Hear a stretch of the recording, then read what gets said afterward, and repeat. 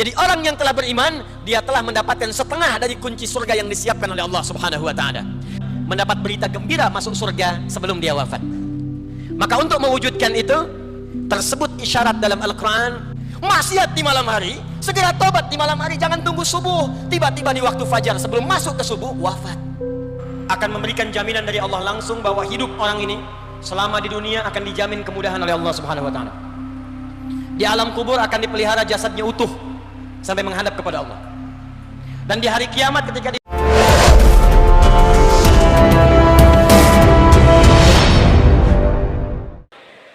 hadirin sekalian, berbahagialah kita malam ini masih diberikan iman oleh Allah Subhanahu wa taala. Berbahagialah kita masih disebut dengan alladzina amanu. Berbahagialah kita masih disebut dengan al-mu'minun. Karena ternyata panggilan ini bukan sekedar panggilan bagi orang-orang yang telah tertanam iman dalam jiwanya, tapi juga panggilan yang memberikan berita gembira. Panggilan yang melahirkan keistimewaan. Panggilan yang menghadirkan pujian langsung dari Allah Subhanahu wa taala.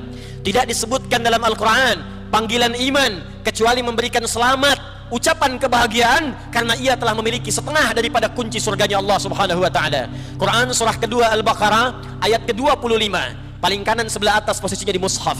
Wa basyiril ladzina amanu wa 'amilus shalihat anna lahum jannatin tajri min tahtiha al-anhar. Allah berfirman, wa basyiril ladzina amanu. Muhammad, berikan kabar gembira kepada siapa ya Allah? Alladzina amanu, kepada orang-orang yang telah memiliki iman dalam jiwanya. Wa 'amilus shalihat, kemudian imannya membimbing dia untuk mengumpulkan amal saleh. Anna lahum jannatin tajri min tahtiha al-anhar. Bagi mereka itu berikan kabar gembira sebelum mereka wafat. Jadi ada orang yang diberikan kabar gembira oleh Allah sebelum ia wafat. Anna lahum jannatin tajri min tahtiha al-anhar. Anna menggunakan huruf taukid. Dalam ilmu nahwu disebut harfu taukidin wa nasbin, tansibul isma wa tarfa'ul khabara. Huruf taukid yang menguatkan sebuah informasi, nasab yang menancapkan kekuatan pada informasinya, tansibul isma, dia akan menguatkan pada yang disebutkan, wa tarfa'ul khabara, dan mengangkat informasi pada apa yang disampaikan. Kata Allah, angkat orang-orang ini, tanamkan dengan kuat pada jiwanya bahwa aku akan jamin, aku siapkan surga untuk mereka saat pulang kepadaku. Siapa mereka ini? Alladzina amanu wa 'amilus shalihat. Jika memiliki dua syarat dalam hidupnya, satu, iman tertanam dalam jiwanya, yang kedua, yang amal soleh yang dia kumpulkan dalam hidupnya. Jadi orang yang telah beriman, dia telah mendapatkan setengah dari kunci surga yang disiapkan oleh Allah Subhanahu wa taala. Maka berbahagialah jika malam ini kita masih termasuk dalam golongan orang-orang beriman. Hadirin, iman tidak disebutkan dalam Al-Quran kecuali membahirkan janji, memberikan janji akan menajamkan dan menghunjamkan ketenangan pada jiwa pemiliknya. Quran surah ke-48 Al-Fatah ayat yang keempat. Walladzi anzala as-sakinata fi qulubil mu'minin liyazdadu imanan ma'a imanihim. Dialah Allah yang berjanji akan menanamkan ketenangan, sakinah dalam setiap jiwa. Jiwa siapa? Qulubil mu'minin, jiwa orang-orang yang beriman. Jadi jika kita beriman pada Allah Subhanahu wa taala dengan keimanan yang benar, kata Allah, saya akan jamin, saya tanamkan ketenangan dalam jiwa setiap orang-orang beriman, supaya mereka yakin dengan iman itu ada kemantapan dalam jiwa dan bertambahlah keyakinannya kepada Allah Subhanahu wa taala. Tidak disebutkan iman dalam Al-Quran kecuali Allah menjamin dengan iman itu akan memberikan keamanan pada pemiliknya dalam hidup dunianya, alam kuburnya, sampai dengan akhiratnya. Itu yang disebutkan dalam Quran surah ke-6 Al-An'am ayat ke-82. Alladzina amanu wa lam yalbisu imanahum bizulmin ulaika lahumul amnu wa hum muhtadun. Allah berjanji, sungguh jika ada orang-orang yang beriman itu, apakah dia besarkah, kecilkah, disebutkan dengan alladzina 1080 kali dalam Al-Quran. Ismun mausulun yadullu alal jam'il jam'iyyah. Isim mausul, kata sambung, kadang menunjuk pada objek tanpa batasan. Besarkah, kecilkah, tuakah, mudakah, lelakikah, perempuankah, kayakah, cukupkah, kata Allah, aku tak peduli sepanjang dia punya iman dan tidak mencampur adukan imannya dengan perbuatan zalim dalam berbuat maksiat, maka aku akan jamin orang itu akan mendapatkan keamanan dalam kehidupannya. Sudah dia dijamin surga, sudah dia mendapatkan ketenangan di jiwanya, dan dijamin aman selama hidupnya. Dunianya aman, alam kuburnya aman, dan akhiratnya aman. Hadirin, tidak disebutkan kalimat iman dalam Al-Quran kecuali dijamin oleh Allah Subhanahu wa taala. Dengan iman itu kita akan diberikan kebahagiaan. Jaminannya pasti disebutkan dalam Quran surah ke-23 ayat yang pertama. Qad aflahal mu'minun. Qad, pasti. Qad dalam ilmu nahwu disebut dengan harfu tahqiq. Harfu tahqiq, huruf yang menjamin kepastian sesuatu. Kata Allah, qad aflahal mu'minun, orang-orang yang punya iman itu pasti aku jamin akan bahagia dalam hidupnya. Jika iman dibawa ke rumah tangganya bahagia. Jika iman dibawa ke pekerjaan, maka kerjanya bahagia. Jika iman dibawa ke kehidupan bertetangga, maka tetangganya bahagia. Jika iman dibawa ke tempat sujud, maka sujudnya bahagia. Jika iman dibawa ke kantor, maka kantornya bahagia. Qad aflahal mu'minun.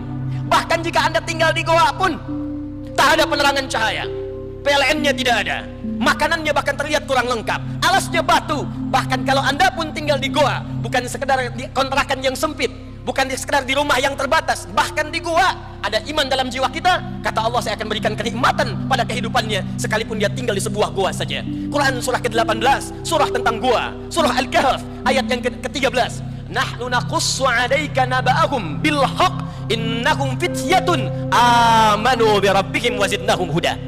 Sungguh kami kisahkan kepada kalian kisah yang sebenar-benarnya tentang para pemuda yang tinggal berlindung di gua itu. Saking nikmatnya tinggal di gua, tak terasa 309 tahun ada di dalamnya. Miring kanan tidurnya enak, kiri tidurnya enak, makanannya dijamin oleh Allah, tidurnya nikmat luar biasa, tak ada yang mengganggunya. Apa yang mereka dapatkan? Innahum fityatun amanu bi rabbihim. Karena mereka bukan sekedar pemuda. Yang muda banyak, yang kuat banyak, tapi yang tenang tinggal di gua hanya mereka. Kenapa? Amanu bi rabbihim, karena ada iman dalam jiwanya.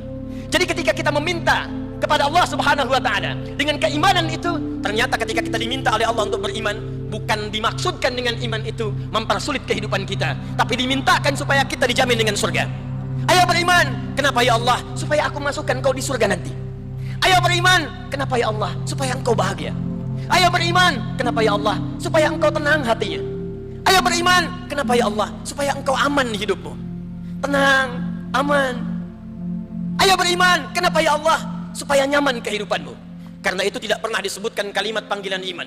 Ya ayyuhalladzina amanu, disebutkan 68 kali dalam Al-Quran. Ya ayyuhalladzina amanu. Tidak pernah disebutkan kalimat ini dalam Al-Quran ketika disampaikan pada para nabi dan para sahabat radhiyallahu ta'ala anhum, pada Nabi Muhammad sallallahu alaihi wasallam dan kepada seluruh sahabat-sahabatnya, kecuali mereka akan menyambut gembira. Turun ayat ya ayyuhalladzina amanu, mereka tidak akan bertanya apa yang akan diturunkan, tapi yang pertama kali muncul dalam jiwa mereka, alhamdulillah, Allah masih menyebut kami orang-orang beriman. Siap ya Allah, sami'na wa ata'na, apa yang kau perintahkan? Kutiba alaikumus syiyam. Tak ada pertanyaan lagi, mereka kerjakan puasanya. Ya ayyuhalladzina amanu, alhamdulillah ya Allah, engkau masih menganggap kami beriman. Apa perintahnya ya Allah?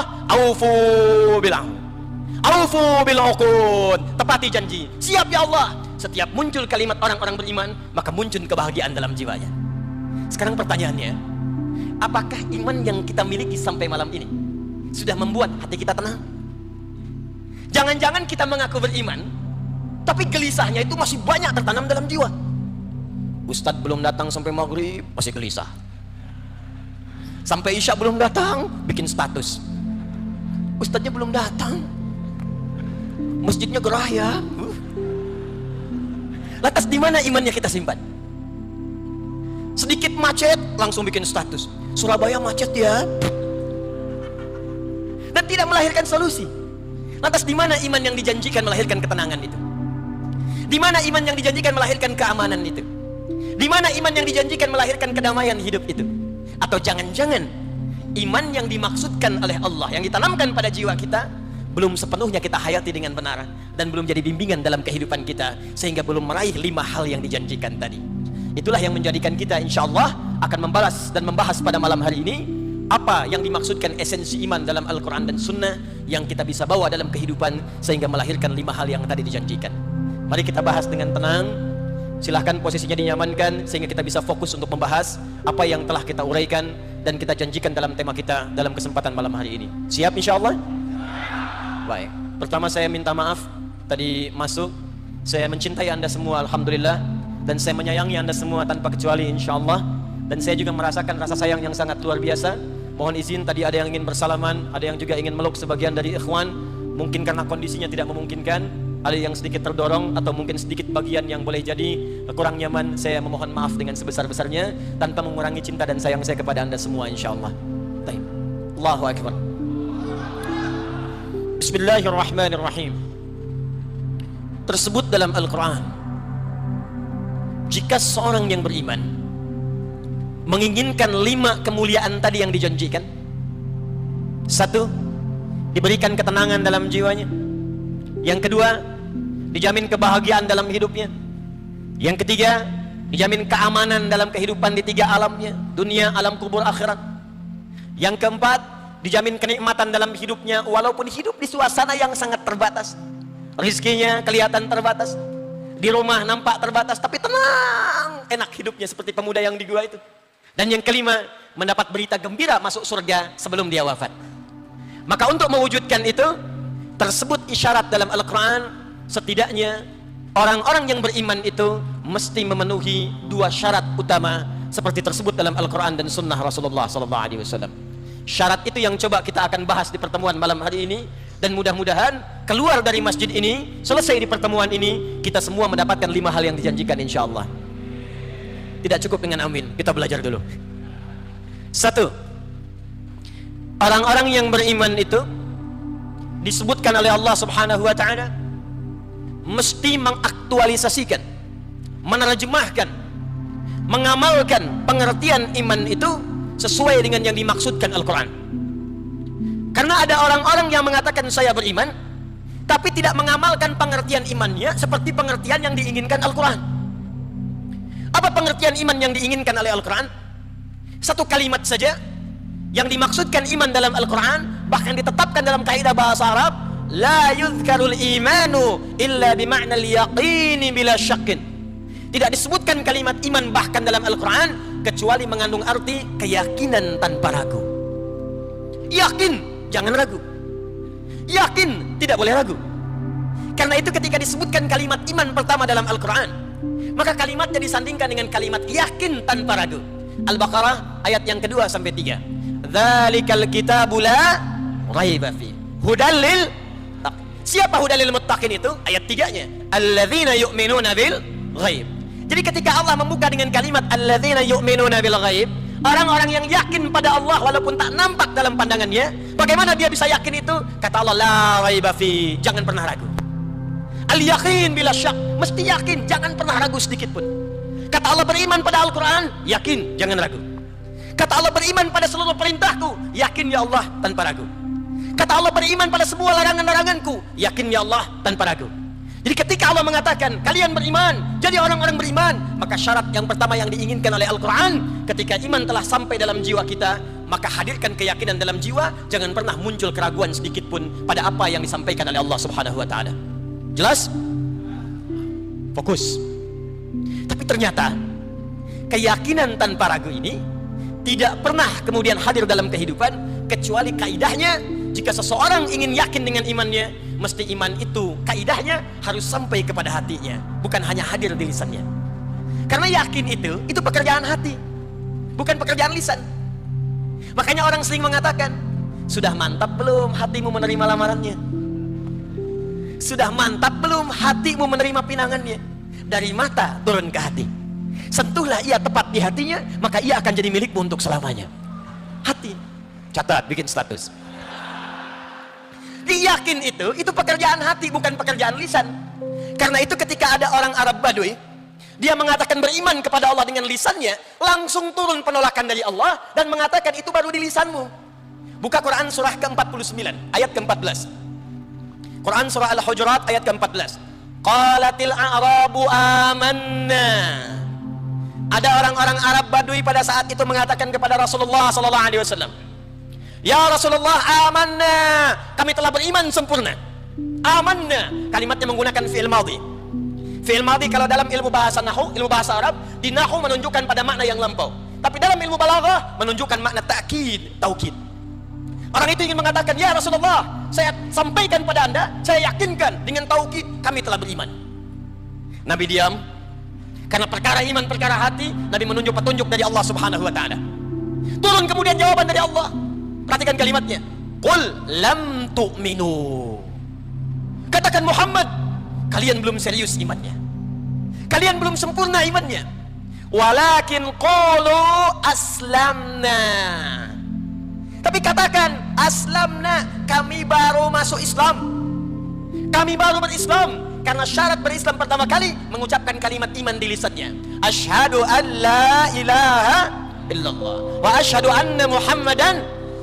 Ketika Anda mengucapkan asyhadu an la ilaha illallah, maka ini syarat Islam yang pertama kali, mengeluarkan kalimat iman di lisannya. Diproklamirkan, disampaikan, saya bersaksi tidak ada Tuhan selain Allah. Hanya kata Allah, kalimat itu baru sampai di lisan. Walamma yadkhulul imanu fi qulubikum. Sementara imannya yang di lisan itu belum dimasukkan ke dalam hatinya. Karena kaidah iman tadi al-yaqinu bila syakin. Harus yakin tanpa ragu. Kalau cuma di lisan, keyakinan itu gak akan muncul. Harus dimasukkan ke dalam jiwa kita, sampaikan dalam hati kita. Karena itulah kalau imannya sampai ke dalam hati, maka iman ini nantinya akan membimbing semua tubuh kita untuk beramal sesuai dengan petunjuk imannya. Jadi kalau ada iman dalam jiwa kita, di lisan dimasukkan ke dalam hati, nanti iman yang dalam hati ini akan membimbing seluruh tubuh kita. Mata kita akan dibimbing menggunakan iman, telinga kita dibimbing menggunakan iman, lisan kita dibimbing menggunakan iman, tangan kita dibimbing menggunakan iman, sampai ke kaki kita. Karena itu Al-Imam Al-Bukhari, Muhammad bin Ismail bin Ibrahim bin Al-Mughirah bin Al-Bardizbah Al-Ju'fi Al-Bukhari Al-Khurasani Al-Uzbekistani mengarang sebuah kitab yang disebut dengan Al-Jami' As-Sahih Al-Musnad Al-Mukhtasar min umuri Rasulillah sallallahu alaihi wasallam wa sunanihi wa ayyamihi. Coba ulangi. Disingkat dengan Sahih Al-Bukhari. Sahih Al-Bukhari berisi 97 pembahasan. Jadi di Sahih Al-Bukhari itu ada 97 pembahasan, 97 kitab. Bab yang keduanya setelah kitab Badul Wahyi disebut dengan Kitabul Iman. Beliau membuka kalimat Kitabul Iman berisi 57 hadis. Beliau sampaikan di pembukaannya, Al-imanu qaulan wa amalun. Al-imanu qaulan wa amalun. Iman itu pertama diucapkan dengan lisan, tembus ke dalam hati, dari hati ini akan dibimbing menjadi amalan dalam kehidupan. Karena itu ketika Allah menyebutkan fungsi tubuh kita, sebelum disebutkan fungsi tubuhnya, maka disebutkan kalimat imannya. Contoh, Quran surah ke-24 An-Nur, ayat 30 untuk laki-laki, 31 untuk perempuan. Kita punya mata. Apa fungsi mata? Melihat. Bagus. Tapi ternyata kambing pun melihat. Ternyata elang pun melihat. Dan mata elang lebih tajam dibandingkan kita. Elang naik ke atas udara, di atas Surabaya, anak ayam kelihatan. Anda naik pakai Garuda, di atas langit Surabaya, Anda sendiri tak nampak. Tapi celakanya mata elang tidak dihisap, mata kita dihisap. Quran surah ke-17 ayat 36. Wala taqfu ma laysa laka bihi ilmun, innas sam'a wal basara wal fuada kullu ulaika kana anhu mas'ula. Hei, jangan cepat mengikuti apa yang tidak kau tahu ilmunya. Sungguh pendengaranmu, pandanganmu, matamu, dan apa yang kau fikirkan satu saat akan dihisap oleh Allah Subhanahu wa taala. Karena mata ini dihisap, maka dibimbing oleh iman kita bagaimana cara mata ini melihat supaya hisapnya ringan di hadapan Allah Subhanahu wa taala. Maka turunlah kalimat imannya sebelum kalimat fungsi matanya. Quran surah 24 ayat 30 untuk laki-laki. Ini yang membedakan mata kita dengan mata kambing. Ini yang membedakan mata kita dengan mata elang. Ini yang membedakan mata kita dengan mata binatang. Wa kullil mu'minina yaghuddu min absarihim. Katakan pada pria-pria yang telah memiliki iman dalam jiwanya, yaghuddu min absarihim, matanya hanya boleh melihat yang baik-baik saja. Kalau yang dilihatnya tak baik menurut imannya, maka palingkan ke arah yang diperkenankan oleh Allah. Ghaddul basar bukan tak boleh lihat. Ghaddul basar itu lihat yang baik menurut imanmu. Kalau tak baik kata imanmu, maka palingkan ke arah yang diridhai oleh Allah Subhanahu wa taala. Perempuan juga begitu, Bu. Wa qul lil mu'minati ayat 31 ya. Dan katakan pada perempuan-perempuan yang punya iman dalam jiwanya, yaghdudna min absarihinna, maka imannya akan membimbing matanya untuk melihat yang baik-baik saja. Jadi kalau mata kita ini benar-benar dibimbing iman, ada iman dalam jiwa kita, maka mustahil mata ini akan dipakai melihat yang tidak baik. Gambar-gambar yang tidak baik lewat. Buka handphone, lihat Facebook, ada aurat terbuka, palingkan.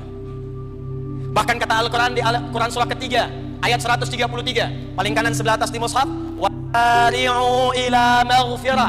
Ada orang yang bergegas langsung istighfar, mengoreksi dirinya. Ada sara'a, ada sa'a, itu beda. Anda mau Jumatan kalimatnya pakai sa'a. Quran surah ke-62 ayat ke-9, paling kiri sebelah atas di mushaf, ya ayyuhalladzina amanu idza nudiya lis-salati min yaumil jumu'ati fas'au ila dzikrillah.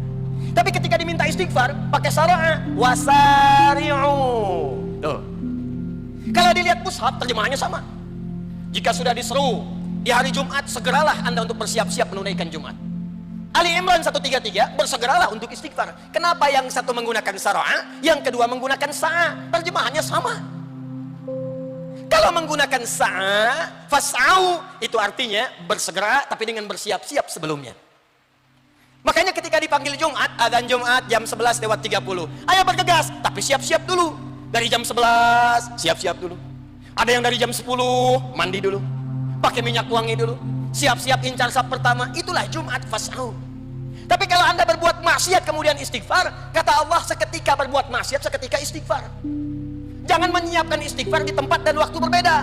Siang berbuat maksiat, ntarlah nunggu tahajud istighfarnya sambil malam hari khusyuk. Tiba-tiba asar meninggal. Maksiat di malam hari, segera tobat di malam hari, jangan tunggu subuh. Tiba-tiba di waktu fajar sebelum masuk ke subuh, wafat. Karena itu kalimatnya menggunakan wasari'u. Ada orang matanya tak sengaja dia lihat ke dalam handphone, tiba-tiba muncul gambar yang tidak bagus untuk dipandang. Padahal Anda memalingkan saja, imannya sudah bagus, pertanda ada iman dalam jiwanya. Gambar tak bagus, lewat, iman ada. Tapi ada orang yang imannya begitu kuat, saat dipalingkan istighfar keluar dari lisannya, astagfirullahaladzim. Itu mantap. Yang bahaya memang istighfar tapi mata tak berpaling. Astagfirullah. Ustaz, astagfirullah, salah ini. Salah tapi tetap dilihat. Ini yang sering terjadi nih. Lewat jalan ada videotron, aurat dibuka, astagfirullah. Istighfar kok tidak noleh, kesempatan pertama. Mata, berapa kali mata ini berbuat maksiat? Jadi kita koreksi sampai malam ini. Kalau iman kita benar, barangkali itu yang tidak membuat diri kita jauh dari kebahagiaan. Barangkali itu yang membuat diri kita itu jadi jauh dari rahmat Allah. Barangkali itu yang membuat diri kita itu, mohon maaf, belum siap bekal kita untuk ke surga. Allah sudah berikan setengah kunci surga, kenapa tidak gunakan dengan kebaikan? Kenapa kita tidak manfaatkan untuk menggunakan kunci itu menata hidup kita dengan baik? Siapa yang ingin ke surga boleh angkat tangan. Masya Allah, boleh turunkan lagi. Yang surganya Firdaus boleh angkat tangan. Masya Allah. Yang ingin dengan Rasulullah SAW di surga boleh angkat tangan. Masya Allah, silakan turunkan. Yang tak punya dosa boleh angkat tangan. Yang dosanya kecil boleh angkat tangan. Yang agak banyak boleh angkat tangan. Saking banyaknya tak bisa angkat tangan. Tapi kan ini aneh teman-teman. Dosa banyak, ingin ke surga, Firdaus lagi. Jadi kita itu memang sadar ada bekal yang belum kita kumpulkan. Pertanyaannya, status iman kita sampai malam ini ada di mana? Itu baru mata. Mata turun ke lisan. Sebelum lisan disebutkan fungsinya, disebutkan dulu kalimat imannya. Quran surah 49 ayat 11. Ya ayyuhalladzina amanu, imannya dulu. La yaskhar qaumin min qaum. Ayat 12. Ya ayyuhalladzina amanu, imannya dulu. La yaghtab ba'dukum ba'da. Sebelum disebutkan fungsi lisannya untuk berbicara, maka turun kalimat imannya dulu. Kata Allah, hei orang-orang yang telah beriman, kalau imannya sudah masuk ke dalam jiwamu, sudah tertanam dalam kalbumu, maka iman itu akan membimbing lisanmu untuk menjauhi perbuatan-perbuatan yang tercela dalam lisan.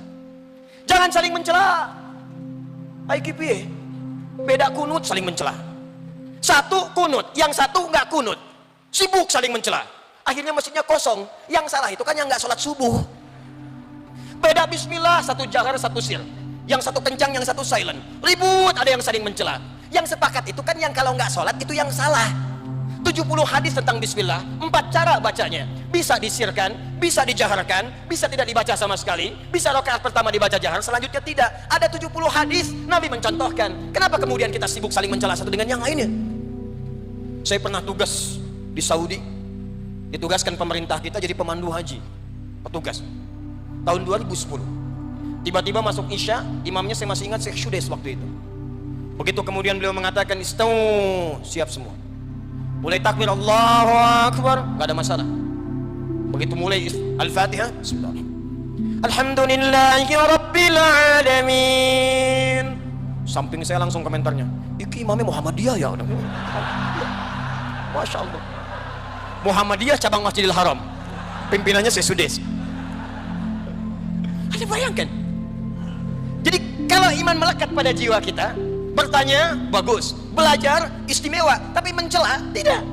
Makanya saya sering katakan kalau ada orang belajar Al-Quran, belajar sunnah, pulang dari pengajian rajin mencela, patut ditanya Al-Quran mana yang Anda pelajari, sunnah mana yang Anda pelajari. Karena mustahil kalau iman sudah sampai ke jiwa kita, maka iman akan membimbing ilmu dengan adab dan kemuliaan. La yaghtab ba'dukum ba'da. Sebelum kalimat ini muncul, ya ayyuhalladzina amanu. Hei orang-orang yang punya iman, imanmu tidak akan dipakai untuk menggosipkan orang lain, menggibahkan orang lain.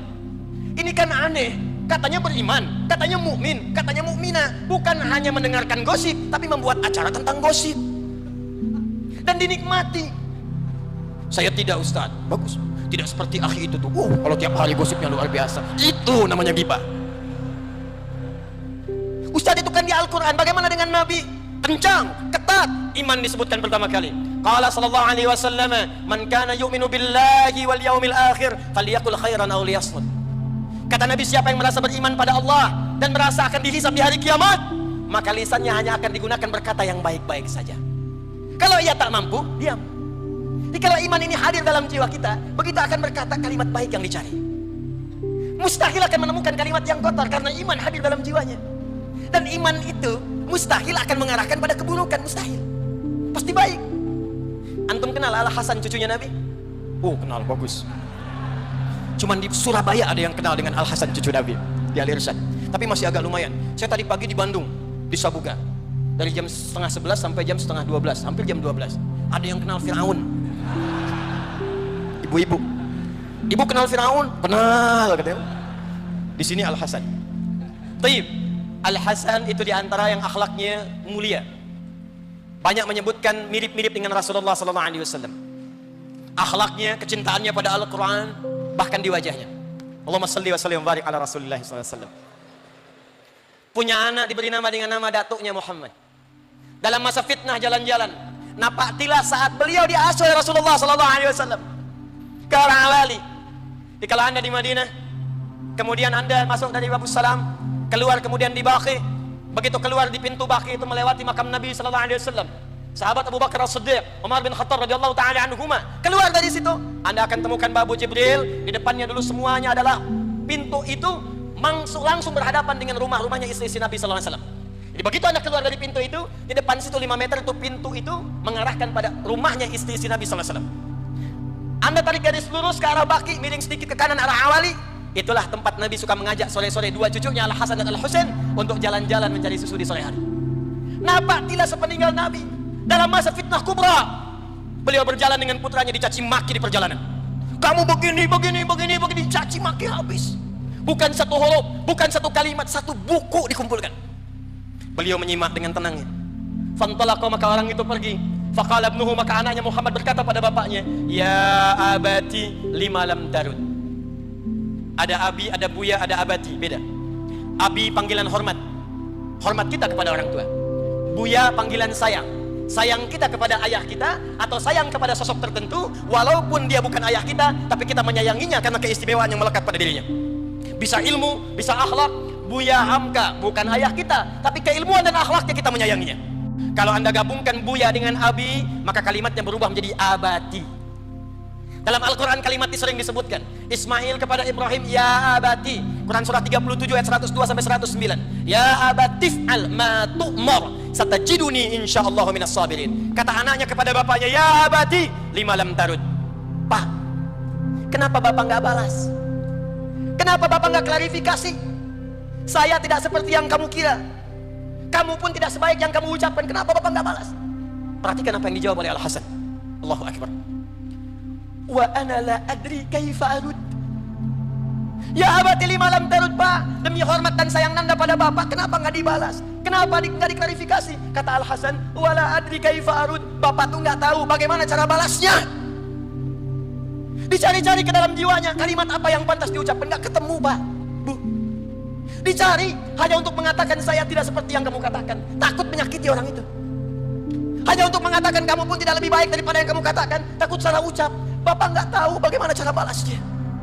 Cucu Nabi SAW, pemuda penghulu ahli surga. Surga ada jaminannya. Dijaga dalam kebaikan dengan Qurannya. Akhlaknya mulia seperti datuknya. Ketika dicaci maki bahkan dengan satu buku pun beliau tak sanggup membalas karena tidak menemukan kosakata dalam jiwanya. Anda siapa? Cucu Nabi bukan, sahabat Nabi bukan, tetangga Nabi bukan. Surga belum ada jaminan. Orang baru sekedar menyampaikan pendapatnya pada kita dengan satu huruf pun Anda lantas membalasnya dengan satu buku kepadanya. Dan Anda mengharapkan surga Firdaus. Iman yang sampai ke dalam lisan. Man kana yu'minu billahi wal yaumil akhir falyaqul khairan aw liyasmut. Cuma dua pilihannya, berkata yang baik atau diam. Iman yang sampai ke tangan, iman yang sampai ke kaki, ketika dipakai beraktivitas, maka dia akan terjauh dari pekerjaan yang haram. Perhatikan, saya ingin berikan gambaran kepada Anda. Pertama, buka Quran surah kedua ayat 168. Lalu bandingkan dengan Quran surah kedua Al-Baqarah ayat 172. Saya tuliskan. Maaf, yang belakang kelihatan ini? Oh, kelihatan, Masya Allah. Di sini belum, sana kelihatan. Luar biasa. Belum ditulis sudah kelihatan. Iman yang kuat. Ya. Ibu di bawah kelihatan, Bu? Oh ya. Ya. Gak ngelihat gak apa-apa, Bu ya. Yang penting hati kita tersambung ya. Quran surah kedua ayat 168, sebelah kanan di mushaf bawah. Yang ini Quran surah kedua ayat 172, sebelah kiri agak ke atas di mushaf. Fokus ini. Ini ayat tentang mencari nafkah, tentang bekerja. Bekerja itu akan menggerakkan kaki, menggerakkan tangan, menggerakkan pikiran untuk mengonsep dan dieksekusi dalam kehidupan. Ketika Allah membuat hukum universal agar semua manusia bekerja untuk kenyamanan hidupnya di dunia, maka kalimatnya menggunakan an-nas. Disebutkan 241 kali dalam Al-Quran. Nas. Al-Baqarah ayat 168. Ya ayyuhan nasu. Nas. Kulu mimma fil ardi halalan tayyiba. Ya ayyuhan nas. Perhatikan kalimatnya nas. Kulu mimma fil ardi halalan tayyiba. Disebutkan kalimat halalnya, kemudian tayyiba. Fokus. Hei semua manusia. Ya, disebutkan 360 kali dalam Al-Quran. Harfun nida, linida'il qarib wal mutawassit wal ba'id. Huruf untuk memanggil, baik yang dekat, yang menengah ataupun jauh. Ayyuha disebutkan 150 kali dalam Al-Quran. Ayyunya munada taukid, haknya hak tanbih. Taukid menguatkan, hak mengingatkan. Hei semua manusia, saya ingatkan ha, saya tegaskan ayyu. Semuanya, baik yang dekat, menengah ataupun yang jauh dariku. Perhatikan, aku sampaikan. Kulu mimma fil ardi. Silakan kalian bekerja. Silakan cari makan. Ini bahasa balaghah. Kalau di ilmu balaghah namanya dzikrul ba'dhi yuradu bihil kullu. Disebutkan sebagian yang dimaksud keseluruhan. Kalau di bahasa Indonesia ada namanya sinekdok pas prototo. Disebutkan sebagian yang dimaksud keseluruhan. Lawannya sinekdok totem pro parte. Disebutkan keseluruhan, lawannya sebagian. Indonesia dalam Piala Dunia usia 20 tahun akan mengalahkan Malaysia. Apakah semua orang Indonesia main bola dengan semua orang Malaysia? Sebagian. Sebagian. Garuda akan bertarung melawan harimau Malaya. Apakah Garuda bertarung dengan harimau? Garuda di atas, harimau di bawah. Gak ketemu. Sebagian sinekdok pas foto. Kulu cari makan. Kalau bahasa kita, mau kemana ayah? Mencari sesuap nasi. Kan yang dicari bukan sesuap. Nyari sebakul, nyari buat rumah, nyari buat pakaian, nyari buat motor, nyari buat mobil, nyari buat peci, nyari buat kendaraan. Sinekdok pas foto. Kata Allah, silakan bekerja, cari makan untuk hidup, cari kenyamanan. Mimma fil ardi, dari sebagian tempat yang engkau bisa jangkau di bumi. Silakan yang orang Surabaya cari sekitaran Surabaya. Tak ketemu, cari keluar dari Surabaya. Sampai merantau, ada yang ke Sumatera, ada yang ke Papua, ada yang ke Kalimantan. Silakan, sepanjang engkau bisa jangkau tempatmu di bumi itu. Tapi ingat, bekerjalah dengan cara yang halal untuk mendapatkan rezeki yang terbaik. Halalan thayyiban. Semua manusia. Kata Allah, jangan melanggar hukum. Apakah korupsi itu hanya boleh berlaku bagi kalangan tertentu saja? Tidak. Semua manusia, baik beriman tak beriman, jangan korupsi. Beriman tak beriman, jangan nyogok. Beriman tak beriman, jangan mencuri. Halal, tempuh dengan cara yang legal. Thayyib, dari yang legal itu supaya engkau sehat, cari yang kau butuhkan yang bermanfaat. Jadi kalau bapak ibu misalnya bekerja, bapak dapat uang 5.000, ingin beli makanan, kata Allah thayyiba, jangan semua yang diinginkan mesti dibeli. Mana yang dibutuhkan itu yang dikonsumsi. Kalau pola makannya begini, sehat hidup kita. Kalau pola hidupnya begini, tenang hidup kita. Tapi yang paling menarik, ketika kalimatnya dipindahkan ke Al-Baqarah ayat 172. Ini dia. Dan diganti kalimat nas yang menggunakan alladzina amanu. Ya ayyuhalladzina amanu. Ini ayyuhan nas, nasnya kemudian dibuang, diganti menjadi alladzina amanu. Kalimat kulunya masih ada. Yang ini ya ayyuhan nasu kulu, yang ini ya ayyuhan ladzina amanu kulu, yang ini mimma fil ardi halalan thayyiba, yang ini menarik. Ya ayyuhal ladzina amanu kulu min thayyibati ma razaqnakum. Kulu min thayyibati ma razaqnakum. Yang dahsyat ketika disebutkan kalimat imannya alladzina amanu, kalimat halalnya dibuang. Lalu kalimat thayyibnya dijamakkan, bentuknya jamak.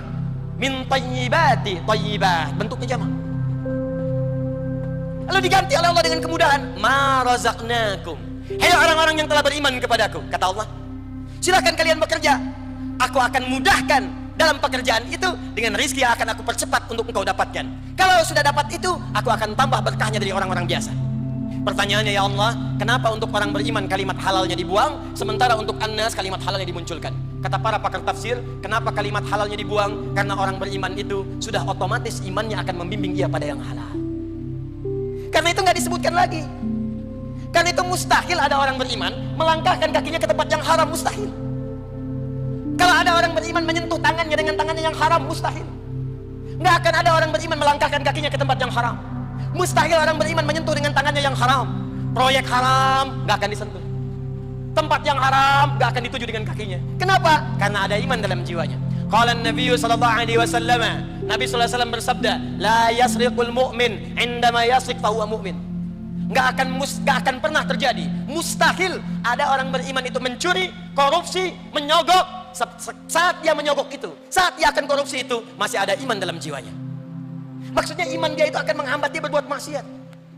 Anda bekerja di kantor sebagai pimpinan, pengawas, tiba-tiba datang bawahan minta tanda tangan. Pak, ini ada proyek Pak, tolong ditanda tangan. Anda lihat, kenapa begini, ini kan gak sesuai ketentuan. Iya Pak, gak sesuai, cuman fee-nya sesuai Pak. Fee-nya 100 juta. Maaf ya, saya ini orang beriman, jari saya jadi beriman, mustahil akan dipakai maksiat. Ditelunjuk-telunjuk beriman, mustahil dipakai maksiat. Ambil kembali, perbaiki iman. Datang lagi orang itu, Pak, sudah diperbaiki. Kok masih sama? Mana perbaikannya? Fee-nya diperbaiki Pak, dari 100 juta jadi 1 miliar. Saya sudah katakan pada Anda, saya ini orang beriman, mustahil berbuat maksiat. Tapi tunggu, saya istikharah dulu. Tak ada pilihan. Jadi saya ingin katakan pada kita bagian pertama, kenapa kebanyakan orang-orang saat ini yang mengaku beriman dirinya, di KTP-nya tertulis Muslim, dia seorang Muslim, ditanya dia beriman, dia mengatakan beriman, tapi juga dalam imannya itu belum mampu membimbing dia untuk berbuat amal soleh. Ini artinya ada yang tidak sampai di kalimat lisan pada imannya kepada jiwanya. Belum sampai iman ke hatinya. Karena itu syarat yang kedua, kita agak cepat. Syarat yang kedua, timbul pertanyaan, ya Ustaz, bagaimana caranya memasukkan iman itu ke dalam hati? Supaya saat iman itu tertanam di dalam jiwa kita, maka ia akan membimbing kita untuk mengerjakan kebaikan dari ujung kepala sampai ujung kaki. Maka ini bagian yang kedua yang Allah langsung jawab dalam Al-Quran. Bagian pertama, harus beriman yakin tanpa ragu. Yang kedua, kalau sudah yakin tertanam dalam jiwa, maka kerjakan syarat yang kedua ini. Syarat kedua inilah yang menjadikan iman kita sampai ke dalam jiwa, sampai kita merasa yakin tanpa ragu. Yuk kita mulai. 2. Jika ada yang menginginkan imannya sampai ke dalam jiwanya, sehingga dia punya keyakinan tanpa ragu, kalau sudah yakin tanpa ragu, maka semua perintah Allah hanya diucapkan dengan lisannya dengan kalimat yang pendek. Sami'na wa ata'na, sami'na wa ata'na. Kami dengar ya Allah, siap taat. Laksanakan ya Allah, laksanakan ya Allah, siap ya Allah. Puasa, siap ya Allah. Salat, siap ya Allah. Tahajud, siap ya Allah. Sami'na wa ata'na. Kenapa? Karena dia yakin tanpa ragu dalam setiap apa yang Allah perintahkan pasti ada kemuliaan untuk kehidupannya. Cara yang kedua, jika Anda ingin cepat menanamkan iman dalam jiwa dan punya keyakinan tanpa ragu, maka rumusnya dalam Al-Quran selalu berlatih untuk meningkatkan takwa kepada Allah Subhanahu wa Ta'ala. Iman dilatih dengan takwa.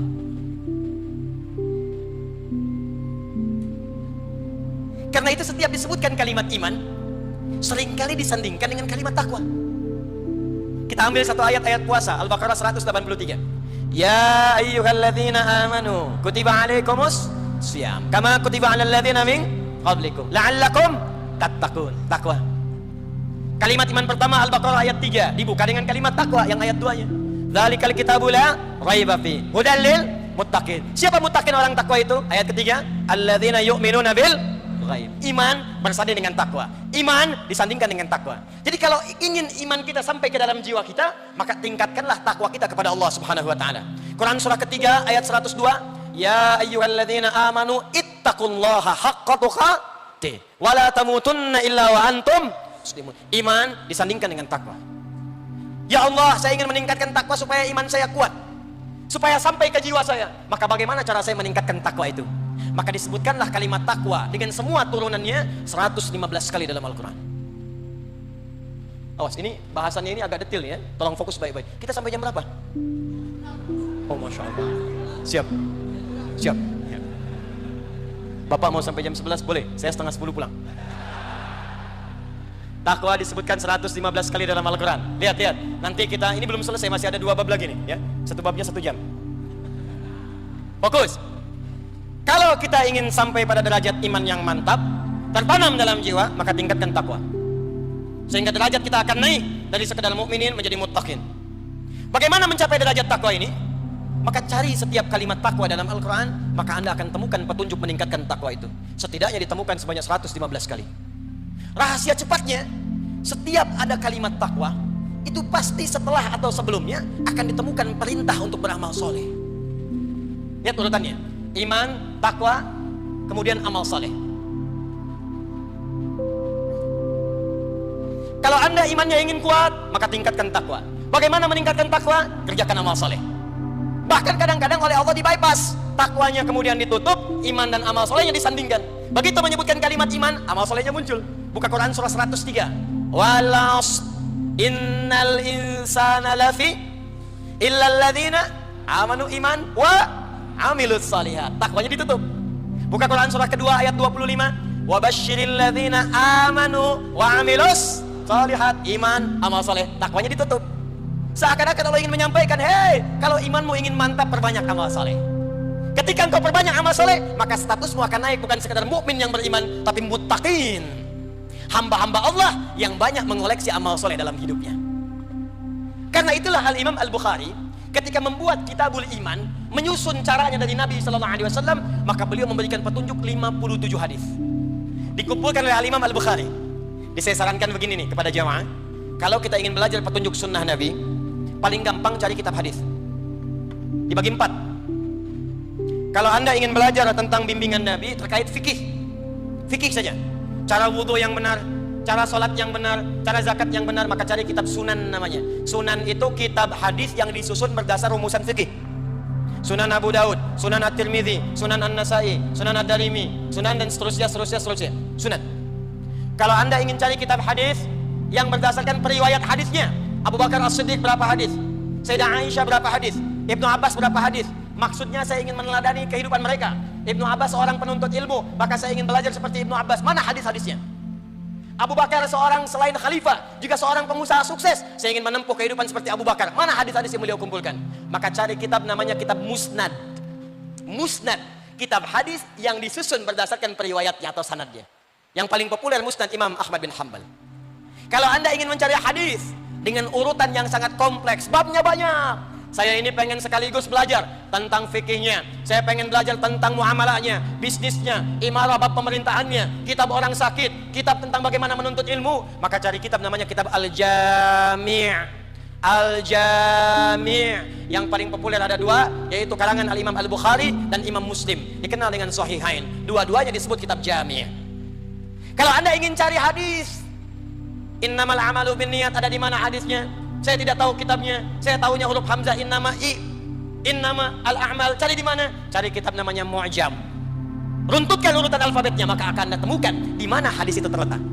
Nah, di kitab Al-Imam Al-Bukhari yang Jami, Kitabul Jami, teman-teman, di kitab yang kedua tentang Kitabul Iman, disebutkan di situ langsung oleh Al-Imam Al-Bukhari petunjuk Nabi terdiri dari 57 hadis bagaimana mengerjakan amal soleh supaya menguatkan iman kita. Ini, Ustaz, saya ingin meningkatkan iman. Iman saya kadang naik, kadang turun, belum kuat di jiwa. Kalau sedang naik, amal solehnya kuat. Kalau sedang turun, jangankan sholat yang sunnah Ustaz, sholat fardu pun sulit saya kerjakan, terlambat saya lakukan. Bagaimana caranya meningkatkannya? Buka kitab Al-Bukhari, 57 hadis, ada amalan soleh di dalamnya untuk membimbing menguatkan iman kita. Nah, amalan ini yang coba saya keluarkan dengan ringkas. Malam ini Anda tuliskan, besok bikin kurikulum untuk dilaksanakan. Siap insya Allah? Takbir. Yang ingin imannya meningkat boleh angkat tangan. Yang ingin imannya makin kuat boleh angkat tangan. Baik, Masya Allah, silakan turunkan. Saya tidak ingin kedatangan saya ke sini hanya sekedar duduk, ceramah, Anda dengar, langsung pulang. Saya tidak ingin seperti itu. Kalau Anda hanya ingin datang, duduk, mendengar, pulang, lebih baik Anda bisa belajar dengan siapapun.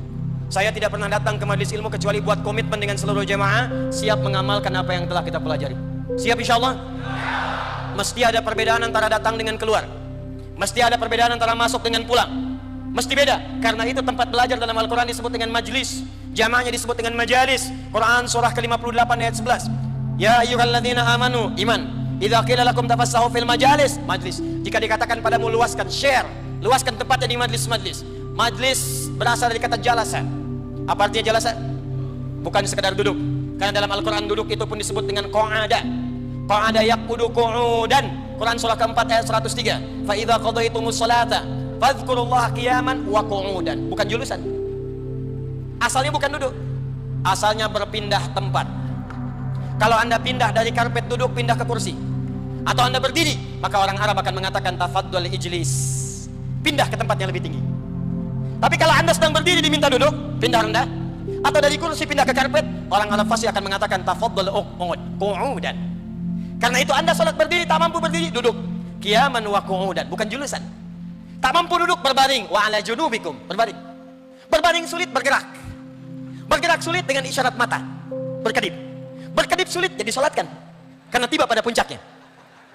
Tempat orang duduk, saat berdiri kemudian duduk disebut maq'ad. Maq'adun jamaknya maq'id.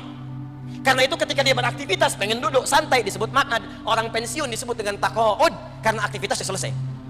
Tapi kalau duduk dia, menempatkan dia, mengangkat lebih tinggi dari sebelumnya, mengangkat posisi lebih tinggi, lebih naik lagi, maka tempatnya berubah dari maq'ad menjadi majlis dari kata jalasa. Kenapa tempat belajar disebut majlis ilmu oleh Al-Quran? Seakan memberikan isyarat, mesti ketika Anda hadir di pengajian, tempat belajar mesti mengangkat Anda dari sebelum masuk sampai pulang. Mesti beda posisinya, mesti terangkat. Apa yang pertama diangkat? Satu, iman. Yarfa'illahu alladhina amanu minkum. Kedua, ilmu. Walladzina utul ilma darajat. Karena itu ketika Anda masuk ke sini, belajar di majlis ilmu, ketika pulang iman kita mesti beda antara masuk dengan keluar. Mesti lebih kuat. Ilmunya mesti bertambah. Mesti paham. Jadi kalau saya mengajar, Anda belajar dengan saya, tidak mendekatkan diri Anda kepada Allah, tidak meningkatkan iman Anda, maka camkan kalimat saya ini, tinggalkan saya dan cari ustaz-ustaz lain. Jika Anda belajar dengan saya, tidak menambah pengetahuan Anda, tidak meluaskan wawasan Anda, camkan kalimat saya, tinggalkan saya, cari ustaz-ustaz lain. Karena saya tidak seperti yang diinginkan oleh Al-Quran. Mesti beda. Dan mustahil kita bisa meningkatkan iman dan ilmu kecuali kita paham dan berkeinginan mengamalkannya. Karena itu turunlah kemudian Quran surah ke-9 ayat 122. Wa ma kana al-mu'minuna liyanfiru kaffa falawla nafara min kulli firqatin minhum ta'ifa liyatafaqahu fid din. Cara belajar. Belum selesai. Wa liyunziru qaumahum idza raja'u ilaihim la'allahum yahdharun. Kata Allah, orang yang belajar pengetahuan pertama mesti belajar sampai paham. Jangan sampai kita belajar tidak mengerti apa yang kita pelajari. Awas. Ada sindiran tajam dalam Al-Quran. Kenapa mesti paham? Karena ilmu yang kita pelajari itu akan dipraktikkan dalam ibadah. Satu. Makanya disebut fikih, artinya paham. Karena itulah saat kita akan sholat, belajar dulu cara sholat, disebut fikih sholat. Fikih zakat, fikih haji. Maksudnya bukan sekedar belajar, belajar sampai paham. Coba lihat sindiran Al-Quran. Tajam sekali walaupun halus. Kata Allah, ada orang sholat bahkan tidak paham apa yang ia kerjakan dan dia lakukan dalam sholatnya. Ada orang sholat gak paham yang dia baca dalam sholatnya. Berapa ribu kali Anda rukuk? Berapa ribu kali Anda sujud? Sudah berapa lama Anda sholat? Pertanyaan saya, dari sekian ribuan kali rukuk dan sujud, berapa persen bacaan sholat yang Anda pahami? Jangan-jangan selama ini kita sholat, kita gak ngerti yang dibaca. Rukuk gak paham yang diungkapkan. Sujud tidak mengerti yang dibacakan. Bagaimana sholat kita bisa khusyuk? Bagaimana sholat kita bisa nikmat? Yang kedua kata Quran, setelah kalian mengerjakan pengetahuan itu, maka pulanglah, amalkan ilmu kalian, sampaikan pada orang yang tidak belajar di kampung-kampung kita itu. Maka jika ada orang yang belajar seperti ini, paham, komitmen mengamalkan, maka status belajarnya sama dengan mujahid fi sabilillah. Karena ayat ini diturunkan untuk mengajak orang-orang yang sedang berjihad untuk diberikan alternatif pada jihad bentuk yang lain, yaitu jihad dengan ilmu. Sama persis kata Allah, yang berangkat ke medan perang, yang berjihad di medan perang dengan yang belajar di majlis ilmu, maka nilainya sama-sama mujahid. Kalau wafat statusnya syahid, di surganya bersama Nabi SAW. Turun Quran surah keempat ayat 69. Wa may yuti'illaha war rasula fa ulaika ma'al ladzina an'ama Allahu 'alaihim minan nabiyyina was-siddiqina wasyuhada was-salihin wa hasuna ulaika rafiqa. Saya ingin komitmen dulu. Siap insyaallah kita memahami? Siap mengamalkan? Ketika Anda mengatakan siap dengan keikhlasan hati kita, maka saat itulah status kita saat ini berubah menjadi mujahid fi sabilillah. Kalau wafat keluar majlis ini, seketika statusnya syahid syuhada. Masya Allah. Mau seperti itu? Jangan dulu, kita belum selesai taklimnya. Tapi kita tidak bisa memilih. Ya. Awas, sebelum saya lanjutkan, tapi saya ingatkan, jihad pun di medan perang bukan asal-asalan kemudian mengangkat senjata dan melukai orang. Karena jihad asalnya bukan menyerang, tapi lebih kepada membela diri dalam kebenaran dan kebaikan yang dibenarkan oleh agama. Ingat, kalau ada yang ngajak-ngajak, ayo bom orang, tembak orang, tusuk orang dalam suasana yang tidak dibenarkan, maka jangan ikuti. Karena resikonya itu sama dengan pesan kapling di neraka jahanam. Quran surah An-Nisa, surah yang keempat, ayat 92 sampai 93. Wa may yaqtul mu'minan muta'ammida fajazauhu jahannam wa ghadiballahu alaihi wa la'anahu wa 'adda lahu 'adzaban 'azima. Siapa yang sengaja merencanakan pembunuhan apalagi pada satu orang beriman, maka dia sama saja sudah pesan kapling di neraka jahanam. Dia akan mendapatkan murka Allah, dilaknat oleh malaikat, dan dijanjikan siksa yang sangat berlipat. Orang beriman mana yang pesan kapling di neraka jahanam? Makanya mustahil ada orang beriman meledakkan diri di jalanan. Mustahil ada orang beriman tembak sana tembak sini dengan kalimat Allahu Akbar, dengan kalimat dan suasana yang tidak dibenarkan. Itu waktu bom di Jalan Tamrin itu duar terjadi. Saya sedang mengajar di Lampung, langsung timbul pertanyaan, Ustaz, apakah bom di Jalan Tamrin itu termasuk jihad fisabilillah? Saya bilang, Pak, sependek pengetahuan saya, jihad fisabilillah itu jihad di jalan Allah, bukan di Jalan Tamrin. Ayo fokusin. Iman kuatkan dengan amal soleh. Apa saja amal soleh yang disebutkan oleh Nabi untuk menjelaskan petunjuk di Al-Quran supaya iman kita menguat. Al-Imam Al-Bukhari menghimpun di 57 hadis dalam kitabnya Al-Jami' As-Sahih Al-Bukhari yang juga mengintisarikan keterangan-keterangan dalam Al-Quran. Perhatikan, setidaknya ada beberapa amalan-amalan pokok yang kalau dikerjakan akan meningkatkan iman, bahkan memunculkan kenikmatan iman yang disebut dengan halawatul iman. Satu, saya agak cepat langsung ke eksekusi amalan. Amalan yang paling pokok, satu, sholat. Satu apa? Sholat. Karena itu ketika Allah menyebutkan kalimat iman pertama dalam Al-Quran, setelahnya langsung bersanding dengan kalimat sholat. Al-Baqarah ayat 3. Alladzina yu'minuna bil ghaib wa yuqimunas sholat. Dan kalimat imannya berubah jadi fi'il mudhari. Dari amanu jadi yu'minun. Silakan lihat. Biasanya Allah panggil ya ayyuhalladzina amanu, ya ayyuhalladzina amanu. Yang ini spesial. Begitu kita diminta mengerjakan sholat, kalimat imannya berubah menjadi fi'il mudhari. Alladzina yu'minun, bukan amanu. Fi'il mudhari punya 3 arti. Lebih bergerak dibandingkan fi'il madhi. Dalam bahasa Inggris disingkat dengan present, continuous, dan future. Sekarang, terus menerus, dan sampai kapanpun. Jadi ada amalan yang kalau kita kerjakan dengan baik, maka amal itu akan menjaga iman kita dari sekarang terus menerus sampai kapanpun saat kita kembali kepada Allah Subhanahu wa taala.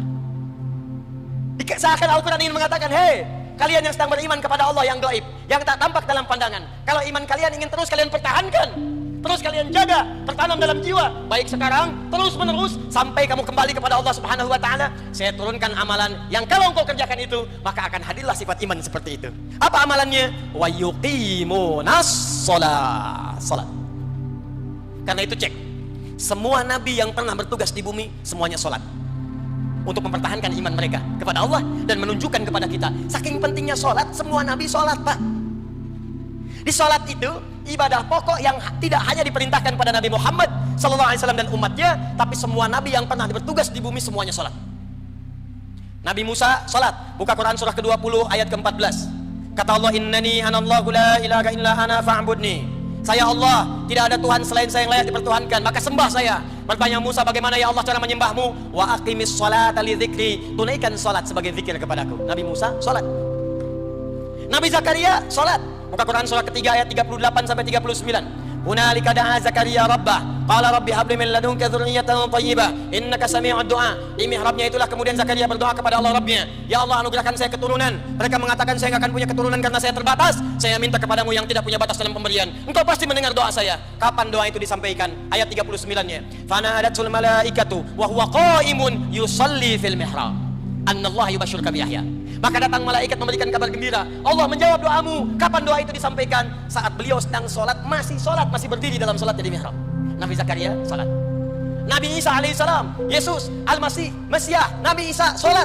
Buka Quran surah ke-19 ayat 31 sampai 33. Nabi Ismail alaihissalam, kakek moyangnya Nabi Muhammad SAW yang ke-29 sholat. Buka Quran surah ke-19 ayat ke-55. Bahkan beliau meminta keluarganya semua sholat. Wa kana ya'muru ahlahu bis sholah. Urutkan sampai ke atas. Muhammad sallallahu alaihi wasallam bin Abdullah bin Abdul Muttalib bin Hashim bin Abdul Manaf bin Qusay bin Murrah bin Kilab bin Ka'ab bin Ghalib bin Fihr bin Malik bin Nadar bin Kinana bin Khuzaimah bin Mudrika bin Ilyas bin Nizar bin Mudar bin Ma'ad bin Adnan bin Addi bin Adri bin Muqawwam bin Nahur bin Tarikh bin Ya'rub bin Yasjub bin Nabit bin Ismail alaihi salam bin Ibrahim alaihi salam bin Azar atau bin Nahur bin Abid bin Kinan bin Arfakhshad bin Sam bin Nuh alaihi salam bin Mikhlail bin Matushalah bin Kinan bin Anwas bin Thith bin Adam alaihi salam. Kalau ditarik dari zaman Rasul Nuh alaihissalam sampai ke Muhammad sallallahu alaihi wasallam, maka muncul langsung satu ayat di Quran surah keempat An-Nisa ayat 163. Inna awhayna ilaika kama awhayna ila Nuhin wan nabiyina min ba'di. Muhammad, kami berikan wahyu kepadamu, wahyu yang sama ketika kami turunkan kepada Nuh saat diangkat menjadi Rasul, dan nabi-nabi setelahnya sampai dengan kepadamu. Semua sholat. Dibayangkan, semua nabi sholat. Anda bukan nabi, nggak sholat. Anda siapa? Makanya ketika kalimat iman disampaikan dengan kebahagiaan, qad aflahal mu'minun, masih ingat? Orang beriman akan bahagia. Kapan dia bahagia? Teruskan ayatnya, alladzina hum fi sholatihim khashi'un. Sholat. Makanya saat panggilan sholat dikumandangkan, kalimat bahagianya muncul. Hayya 'alas sholat. Anda bertanya, ya Allah, kenapa saya mesti sholat? Perhatikan jawaban Allah lewat suara muadzin itu. Hayya 'alal falah. Falah. Saya panggil kamu sholat supaya kamu bahagia, supaya kamu sukses. Kamu nggak sholat semuka langit dan bumi, tidak akan menurunkan status saya sebagai Tuhan. Kamu sholat itu bukan saya yang butuh, kata Allah, kamu yang butuh. Makanya ketika Anda diminta sholat, kalimatnya oleh Allah dibuka dengan kalimat minta. Punya masalah apa? Minta sini, minta. Dan kalimat imannya disebutkan. Quran surah kedua ayat 153, paling kanan sebelah bawah di mushaf. Al-Baqarah ayat 153. Ya ayyuhalladzina amanu, imannya dulu. Ista'inu bisabri was-sholat. Kalau punya masalah, sabar terima. Lalu datang kepadaku lewat sholat, minta dalam sholat, aku kabulkan. Makanya setiap bacaan dalam sholat isinya doa. Dalam kitab fikih disebut as-sholatu ya doa. Sholat itu adalah doa. Jadi kalau kita sering sholat dengan baik, imannya terangkat, doanya dijawab, hidupnya nikmat. Sholat. Bagaimana cara sholat yang benar yang bisa menguatkan iman? Maka keluarkanlah semua jenis sholat yang disebutkan dalam Al-Quran dan hadis Nabi SAW. Ini kurikulum yang mau saya ajarkan. Yuk keluarkan semuanya. Kalau yang fardu nggak usah dicatat, yang fardu itu sudah otomatis. Jadi nggak harus dicatat lagi. Subuh, zuhur, asar, maghrib, isya, rumus telepon online terhadap Allah. Rumusnya 24434. Online dengan Allah. Anda online dengan makhluk hampir 5 menit sekali. Online dengan Allah diminta cuma 5 kali, itu pun telat. Anda online dengan kekasih, mama sebentar sayang, sinyalnya belum kuat. Gelisahnya luar biasa. Terlambat dengan Allah, online cuma 5 kali diminta sehari. Nggak ada kegelisahan itu.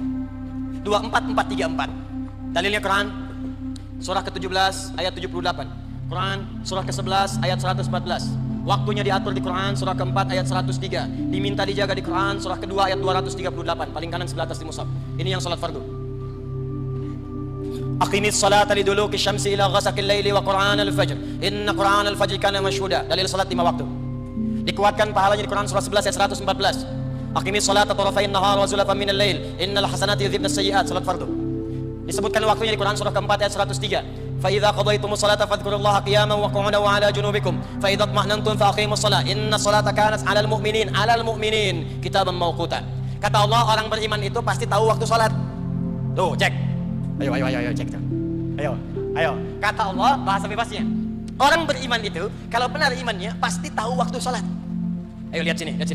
Subuh besok jam berapa? Sini, yang lihat ke atas. Sini.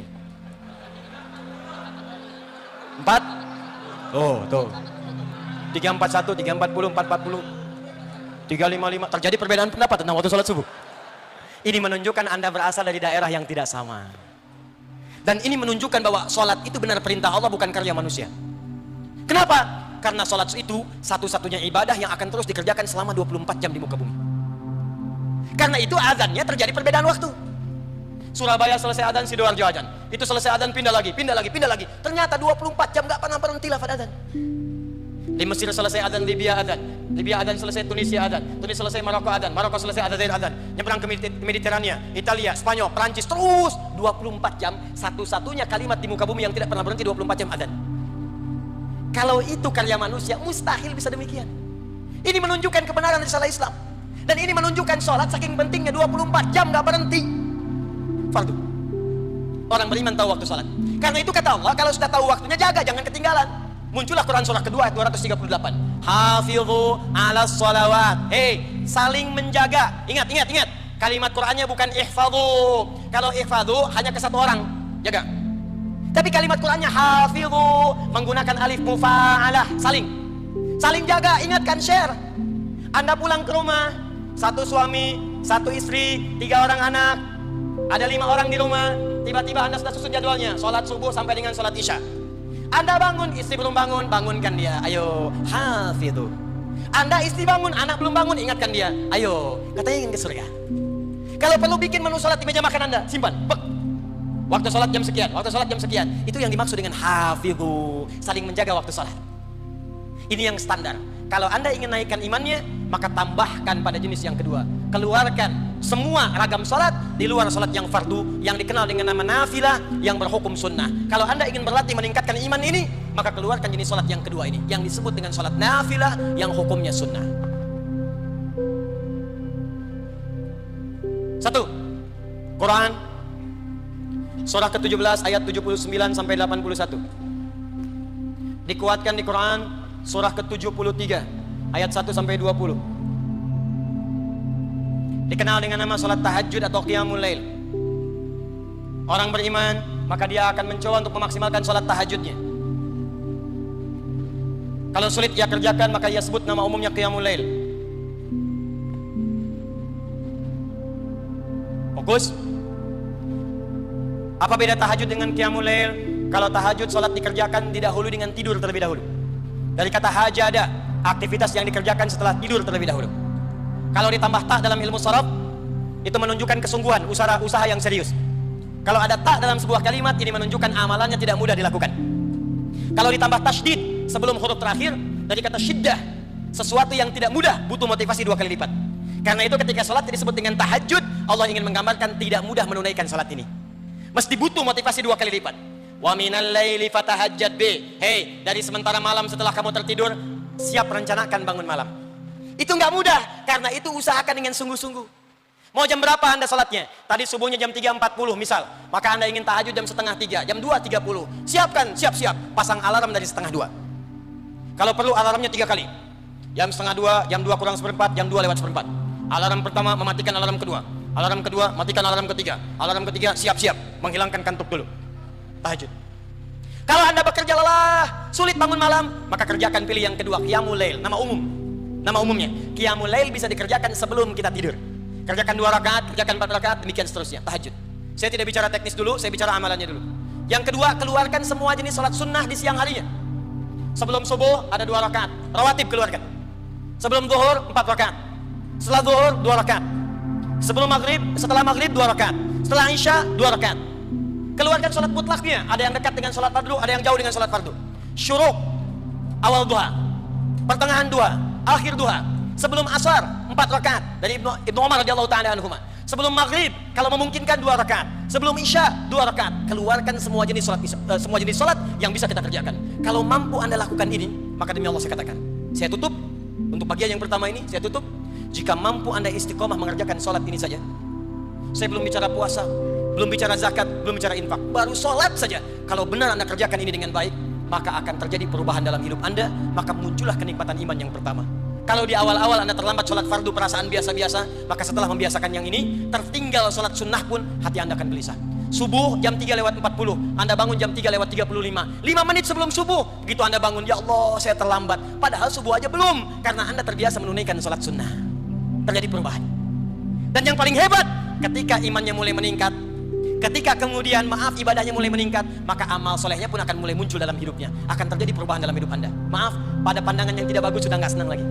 Pada harta yang haram sudah nggak senang lagi. Riba sudah nggak senang lagi. Sogok menyogok sudah nggak senang lagi. Sekarang yang senang semua yang halal-halal. Salat.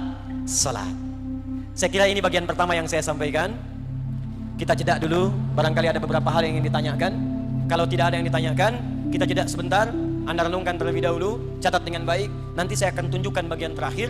Amalan yang saya akan lompati langsung, amalan paling istimewa yang saat Anda kerjakan akan langsung meningkatkan iman, dan langsung saya akan bimbing malam hari ini dengan cara paling mudah, yaitu amalan mencintai Al-Quran, Kalau nanti ada waktu, saya akan coba ajarkan pada Anda cara cepat mudah menghafal Al-Quran. Dalam 5 menit Anda bisa hafal 5 ayat dengan nomornya, dengan halamannya, dengan posisinya dalam Al-Quran. Mau? Sekarang ada karantina di Bekasi, hafal Quran 30 hari 30 juz. Alhamdulillah kemarin ada yang hafal 15 hari 30 juz. Ada nenek usia 64 tahun, ya sekarang sudah 6 juz. Ada rekor paling tinggi, seorang perempuan dari daerah yang sangat terpencil, yang gak semua orang tahu, bahkan belum tentu bisa dikunjungi. Dia hafal Quran 7 hari 30 juz. Allahumma salli ala sayyidina Muhammad. Saya jeda sebentar. Kalau ada yang ingin ditanyakan, atau barangkali teman-teman yang tergabung di 32 masjid atau di official dimanapun Anda berada, jika ada pertanyaan bisa dikumpulkan di panitia untuk disampaikan. Jika tidak ada, saya akan tutup dengan bagian yang terakhir, cara cepat mendekat dengan Al-Quran untuk meningkatkan iman kita kepada Allah Subhanahu wa Ta'ala. Baik, jazakumullah khairan, Ustaz. Minum dulu, Ustaz. Saya dapat informasi dari panitia untuk jeda ini, insya Allah kita beri kesempatan Ustaz untuk benar-benar jeda. Kalau dikasih pertanyaan nanti beliau nggak jeda, nanti jawab pertanyaan Bapak lagi ya. Kita kasih kesempatan beliau untuk istirahat, minum, dan insya Allah akan dilanjut dengan bagian yang kedua, begitu. Dapat informasi dari panitia tadi karena keterbatasan waktu juga. Baik, Ustaz. saya sudah istirahat dan sudah minum, jadi kita lanjut. Siap insya Allah? Masih semangat? Baik, ini bagian terakhir. Jadi kalau ada yang mau sampai jam 12, saya silahkan ya. Saya setengah 10, saya harus segera bergerak untuk melanjutkan perjalanan ke Lasem. Ya, ini kita masih ada ke Lasem, ke Semarang, ke Jogja, baru kembali kemudian ke Jakarta. Teman-teman, ada amalan, dan ini bagian terakhir yang saya sampaikan. Sebetulnya ini amalan banyak ini, cuman karena waktu kita terbatas, insya Allah lain waktu kita akan susun kembali. Ada amalan yang saat dikerjakan bukan sekedar hanya meningkatkan iman, tapi pertama akan memberikan jaminan dari Allah langsung bahwa hidup orang ini selama di dunia akan dijamin kemudahan oleh Allah Subhanahu wa Ta'ala. Di alam kubur akan dipelihara jasadnya utuh sampai menghadap kepada Allah. Dan di hari kiamat ketika dihisab, langsung diberikan mahkota sebagai penghargaan dalam kepalanya, diberikan gelang-gelang emas di tangannya, dipakaikan jubah di badannya. Dan yang paling dahsyat, saat masuk surga, dia diperkenankan menggandeng bapak ibu yang telah melahirkannya, bapak yang telah bekerja keras untuknya, istri yang mendampingi selama hidupnya, dan anak keturunan yang telah hadir dari kehidupan rumah tangganya. Semuanya akan dipimpin orang ini masuk ke dalam surga. Bukan surga biasa, tapi surga yang paling tinggi, dan disambut oleh semua malaikat di depan pintu surga. Amalan ini adalah amalan mencintai Al-Quran. Amalan mencintai Al-Quran. Jadi ketika kita mendekat dengan Al-Quran, langsung disebutkan oleh Nabi SAW dalam hadis riwayat Al-Bukhari dari Abu Abdurrahman As-Sulami, dari Uthman bin Affan radhiyallahu taala anhu, termasuk Ali bin Abi Thalib karamahullah wajha, anin Nabi sallallahu alaihi wasallam qal, perhatikan kalimatnya, khairukum man ta'allama al-Qur'ana wa 'allama. Jika ada amalan-amalan bisa dikerjakan selama hidup, maka yang terbaik yang bisa membuat Anda lebih baik dalam hidup adalah amalan belajar tentang Al-Quran. Belajar Al-Quran dibagi 3 bagian. Saya cepat. Jika Anda ingin jadi ahli Quran, maka amalannya ada 3. Tolong malam ini siapkan diri kita, kira-kira dari 3 ini kita sanggupnya yang mana? Sesuai dengan kesanggupan kita. La yukallifullahu nafsan illa 1. Ada amalan mencintai Al-Quran dengan memperbanyak bacaan Al-Quran. Disebut dengan qiraah. 1, amalannya qiraat Al-Quran. Qiraah. Dari sekarang ayo buat amalan ini, susun. Alhamdulillah kemarin-kemarin ada gerakan one day one juz. Sehari 1 juz baca. Naikkan sehari 2 juz, sehari 3 juz, sehari 4 juz. Cintai Qurannya. Karena itu Nabi sering memotivasi kita.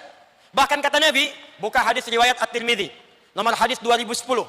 Orang yang terbiasa membaca Al-Quran, maka 1 huruf dari Al-Quran itu akan diberikan 10 balasannya.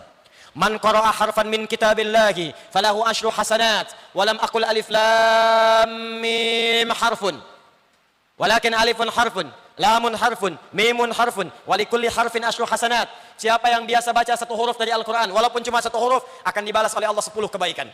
Saya tidak katakan alif lam mim 1 huruf, tapi alifnya 1 huruf, lamnya 1 huruf, mimnya 1 huruf. Setiap hurufnya 10 kebaikan. Anda sholat subuh 2 rakaat, selesai sholat diberikan 10. Dalilnya Quran surah ke-6 ayat ke 160. Man jaa'a bil hasanati falahu asyru amsalihha. Selesai salat dikasih 10. Tapi Quran 1 huruf diberikan 10. Baru 1 huruf. Nun 10. Sudah dulu Taha 20. Alif lam mim 30.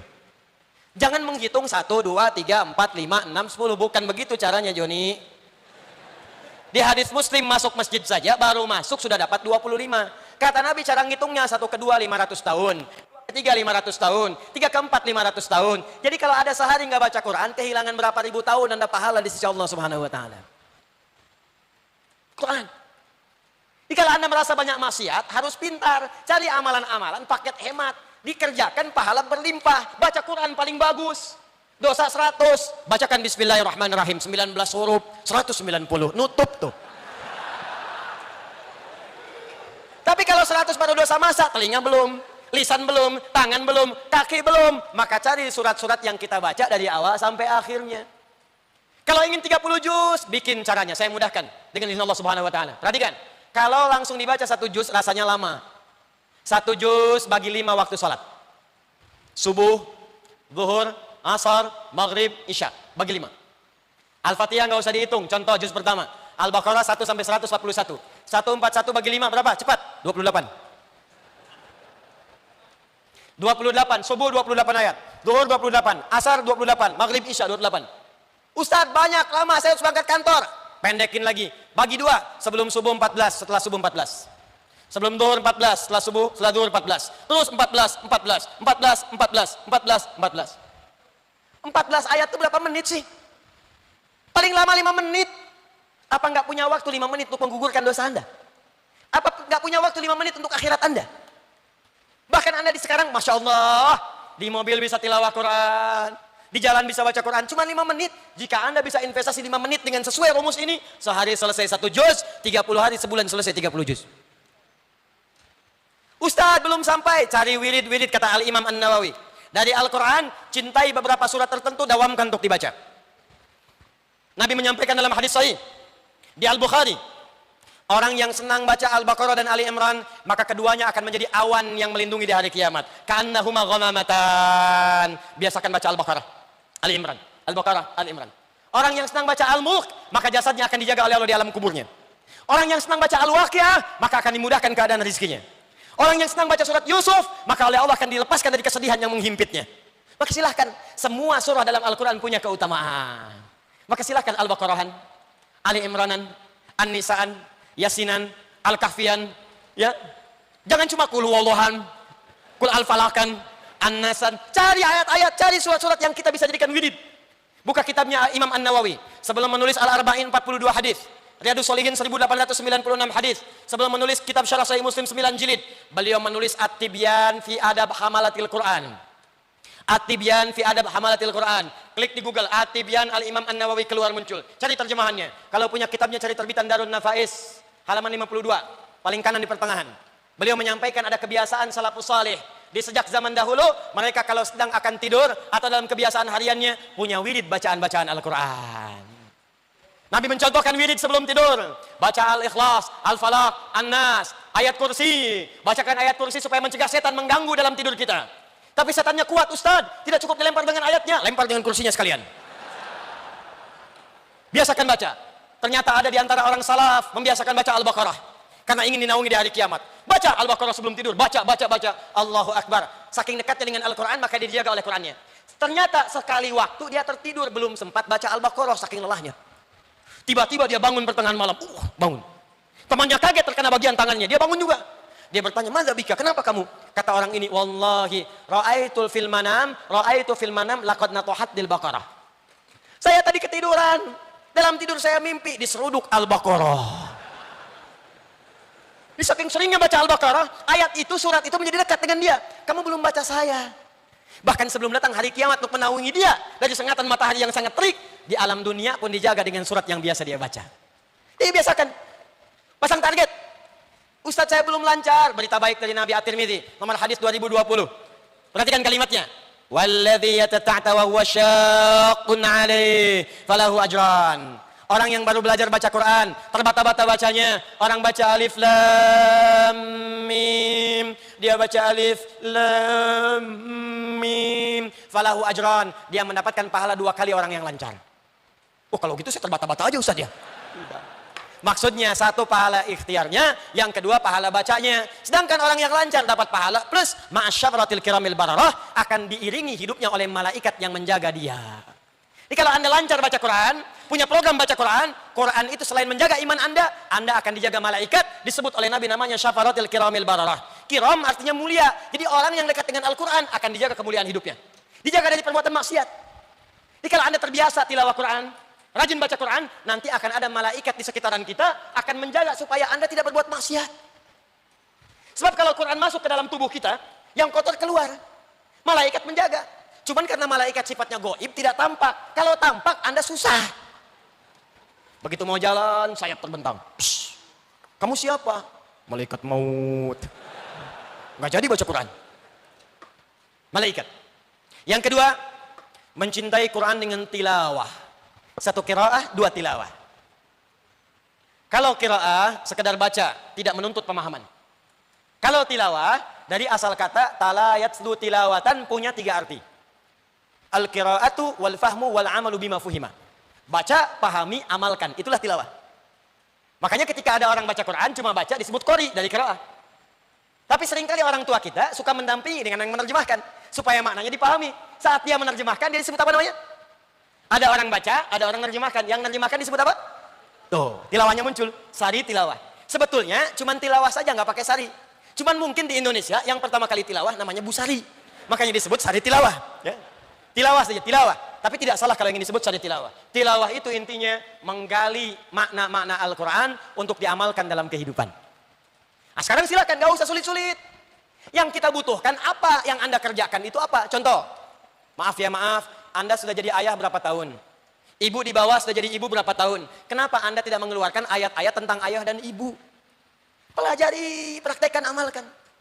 Maka disitulah muncul samara, sakinah, mawadah, rahmah. Kapan samara itu muncul? Kalau Anda dekat dengan Allah. Karena itu keluarkan bimbingan dari Allah dalam Al-Quran. Dibawa ke rumah tangga. Anda pekerjaannya apa? Bisnis Ustadz, keluarkan ayat-ayat tijarah dalam Al-Quran. Bimbingan bisnis dalam Al-Quran. Anda kerja di mana? Di birokrasi Ustadz, diplomasi Ustadz, keluarkan ayat-ayat pemerintahan, keluarkan, praktekkan dalam pekerjaan Anda. Anda kerjanya apa? Saya masih kuliah Ustadz, keluarkan ayat-ayat ilmu dalam Al-Quran, praktekkan. Itu yang disebut dengan tilawah. Tafsirnya disebut tafsir maudhu'i, tafsir tematik. Mempelajari Al-Quran untuk mengamalkannya. Itu yang banyak dipelajari oleh sahabat-sahabat Nabi SAW. Kata Abu Abdurrahman As-Sulami, aku sejak belajar, akhadtu al-Qur'ana an qaumin. Aku belajar Quran dari sekelompok orang. Yang dimaksud sekelompok orang ini sahabat. Yang aku perhatikan mereka, kata Abu Abdurrahman As-Sulami, setiap mereka belajar 5 sampai 10 ayat, paling banyak 10 ayat, maka mereka tidak akan melanjutkan pada ayat setelahnya sebelum mengamalkannya. Baca, amalkan, baca, amalkan, baca, amalkan. Bahkan Amr bin As mengatakan, aku khawatir saat ini banyak orang yang belajar Al-Quran, sedikit hafalan tapi banyak mengamalkan. Tapi aku khawatir nanti di masa depan ada orang hafal Al-Quran semudah meminum air, kasyurbil ma', tapi sedikit dalam mengamalkannya. Dikata Amr bin As, aku khawatir nanti ada masa berlomba-lomba menghafal Quran, hafal, hafal, hafal, hafal, hafal. Baca banyak, banyak, hatam, hatam, hatam, hatam, tapi ngamalkannya sedikit. Bahkan ada yang tidak mengamalkan. Hafal Quran tapi zalim. Ini yang kedua. Yang ketiga, ini bagian terakhir. Dan ini yang paling dahsyat. Mulailah kita dengan berusaha menghafalkan Al-Quran dengan tujuan mengamalkannya. Dikenal dengan tahfidz.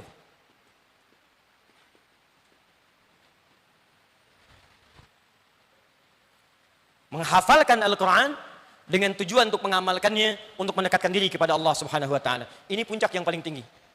Jika Anda mampu melakukan ini, Allahu Akbar.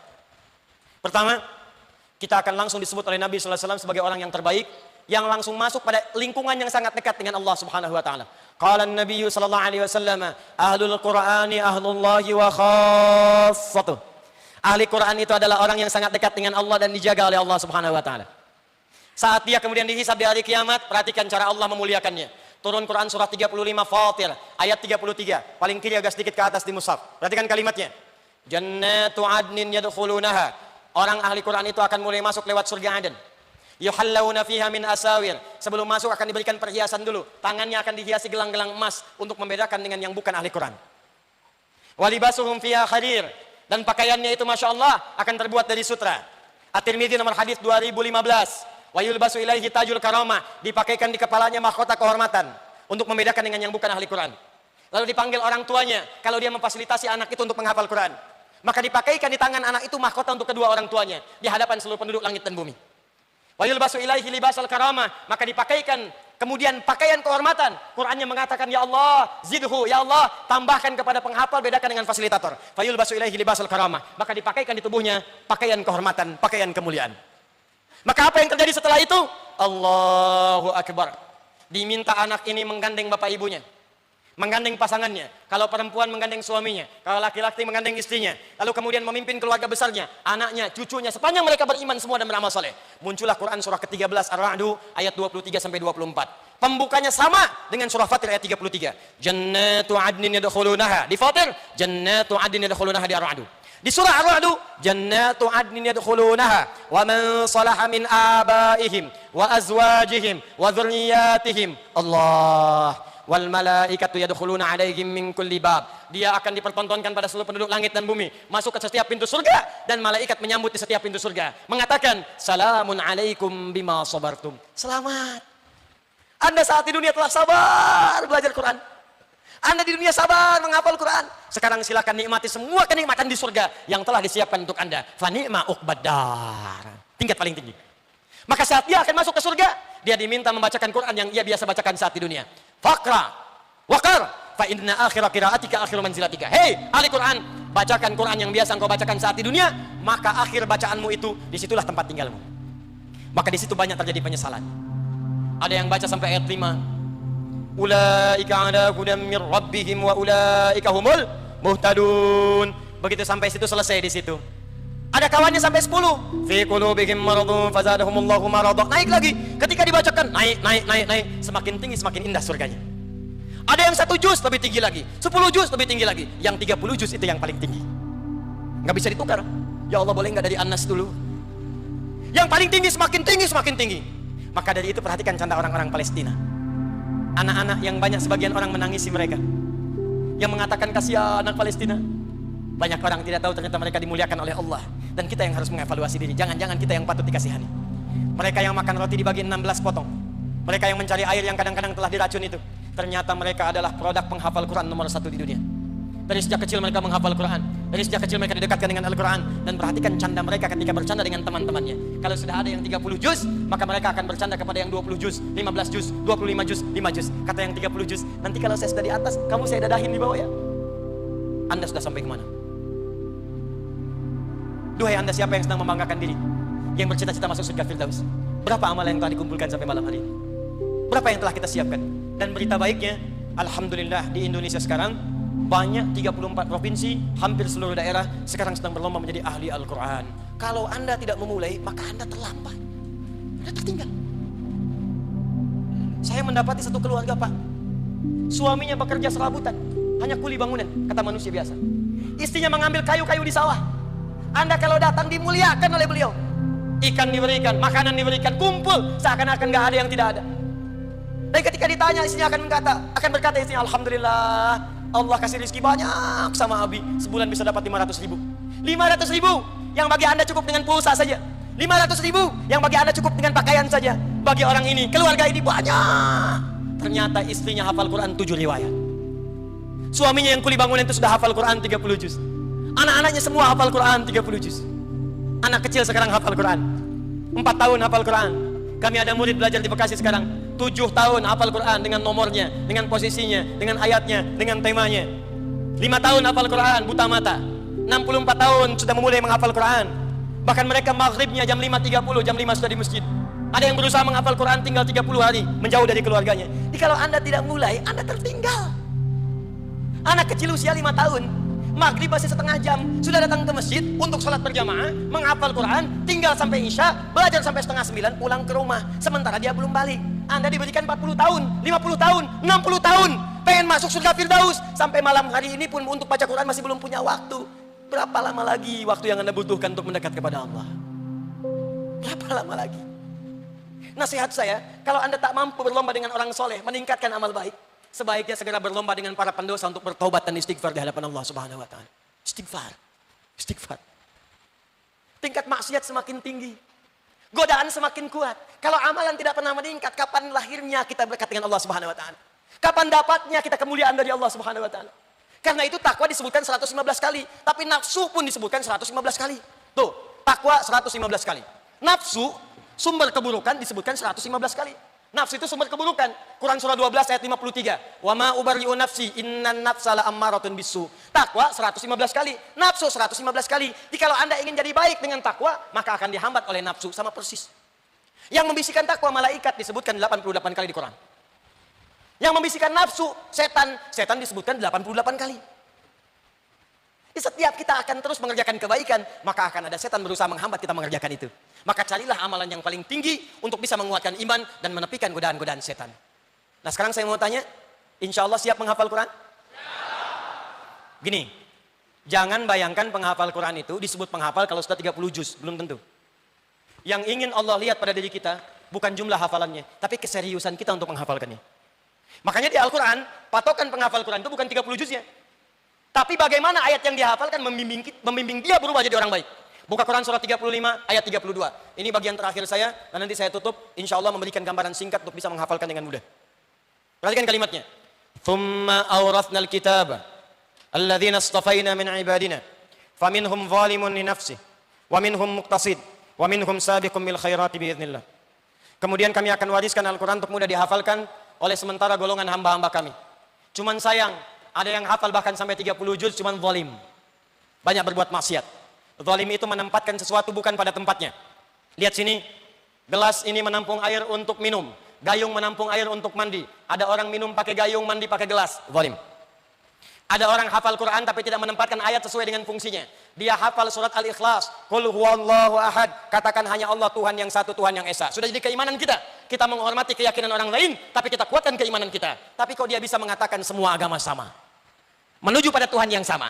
Caranya beda-beda. Hafal surat Al-Ikhlas tapi tidak mengamalkan aslinya. Tidak mengamalkan isinya. Faminhum zalimun li nafsi. Hafal ayat wailul lil mukadzibin, celaka para pendusta, masih berdusta. Hafal ayat as-sariqu was-sariqatu faqtu aydiyahuma, jangan mencuri, jangan korupsi, daripada dipakai yang jelek potong tangannya, masih mencuri juga. Zalim. Ada yang muktasid, hafal belum bisa berbuat baik, paket hemat untuk dirinya saja. Mojok-mojok, ke dekat tiang, ngulang-ngulang hafalan, akhi jadi imam ya, belum mau. Ahi ngajar ya, belum bisa. Untuk dirinya saja. Tapi yang ketiga, ada yang 30 juz, ada yang 15 juz, ada yang 5 juz. Tapi setiap juz yang ia hafalkan, membimbing dia untuk berubah lebih baik. Maka bahasa Qur'annya bukan talatina juz'a, tapi sabikum bil khairati biiznillah. Ada orang berusaha menghafal Qur'an, setiap ayat yang ia hafalkan cepat membimbing dia untuk berubah jadi baik. Jadi ketika Anda ingin menghafal Qur'an, kata Allah, yang penting niatnya yang sempurna dan keinginan untuk beramal soleh. Bagaimana cara cepatnya? Ada 3 cara. 1, saya cepat. Terdapat di Quran surah 96 ayat 1. Jadi cara menghafal Quran langsung dari Al-Quran. Ini bukan metode, tapi petunjuk Allah. Quran surah 96 ayat 1. 2, Quran surah ke-54 ayat 17, ayat 22, ayat 32, ayat 40. Bunyi ayatnya semua sama. Ketiga, ini puncak yang paling tinggi. Quran surah 75 ayat 16 sampai 18. Setelah ini baru saya ajarkan, kita simulasi sebentar. Paling cuma butuh waktu 5 menit saja. Saya ingin tunjukkan betapa kita punya kemampuan. Dan kita akan lihat selama ini kemana saja. Ternyata dalam 5 menit, kita bisa hafal 5 ayat dengan nomor, dengan halaman, dengan posisi. Dan itu sangat mudah. 1, fokus. Ada pesan dalam Al-Quran, surah Al-Alaq, surah 96 ayat 1. Kalau Anda ingin cepat dimudahkan menghafal Quran, maka niatkan semua hafalan itu ikhlas karena Allah Subhanahu wa taala. Tepikan semua hal-hal yang menyertai kita, keinginan-keinginan dunia. Termasuk keinginan jadi hafid, simpan saja. Terserah Allah, mau jadi hafid, mau bukan, yang penting saya menghafal. Yang penting menghafal. Pernah ada seorang nenek datang pada saya, Ustaz tolong doakan anak saya jadi hafid. Saya bilang, Bu, gampang, ganti langsung saja namanya menjadi hafid. Nah ini canda. Tapi maksudnya, perhatikan kalimatnya. Nabi itu kedatangan malaikat menyamar. Mengatakan kepada beliau, Iqra. Iqra, baca. Apa jawab Nabi? Ma'ana biqari, saya nggak bisa baca. Nabi bisa mengatakan ma qara'tu, saya nggak bisa baca, tapi beliau memilih menggunakan ada taukid pakai ba. Ma kalau bertemu dengan ba fungsinya taukid. Ma ana biqari. Ba dengan laisa taukid. Alaisallahu bi ahkamil hakimin. Ma ana biqari, saya benar-benar nggak bisa baca, nggak bisa. Sampai 3 kali. Tapi ketika disempurnakan ayatnya, lihat kalimatnya. Iqra bismi rabbikal ladzi khalaq. Muhammad, Baca karena Allah. Bukan karena engkau tak pernah belajar untuk membaca. Bukan karena engkau tak pernah sekolah. Bukan karena engkau tak pernah belajar pada seorang guru. Lakukan karena Allah yang pernah menciptakanmu. Bagi Allah yang menciptakan saja begitu mudah, apalagi membuat kamu mudah mengikuti bacaan. Ayat ini kata para ulama adalah inti daripada kita mendekat kepada Al-Quran. Kalau niat kita ikhlas karena Allah, ingin mendapatkan rahmat Allah, ingin dimuliakan Allah, maka Allah akan mempermudah apa yang kita kerjakan dalam hafalan kita. 1, ikhlas. 2, agak cepat. Quran surah 54 ayat 17, 22, 32, 40. Yang kedua, mesti yakin jangan ragu bahwa menghafal Quran itu mudah. Yakin jangan ragu bahwa menghafal Quran itu mudah. Orang Arab kalau ingin meyakinkan sesuatu dia tambah lam di depannya. Ustaz Adi Hidayat ya'ti ila jami al-irsyad. Ustaz Adi Hidayat akan datang ke masjid al-irsyad. Masa sih? Huwa la ya'ti. Lanya pendek, la ya'ti. Akan datang insyaallah. Masih belum yakin tambah kod li tahqiq. Laqad ya'ti. Akan datang insyaallah. Walaupun terlambat datang. Datang bismillah.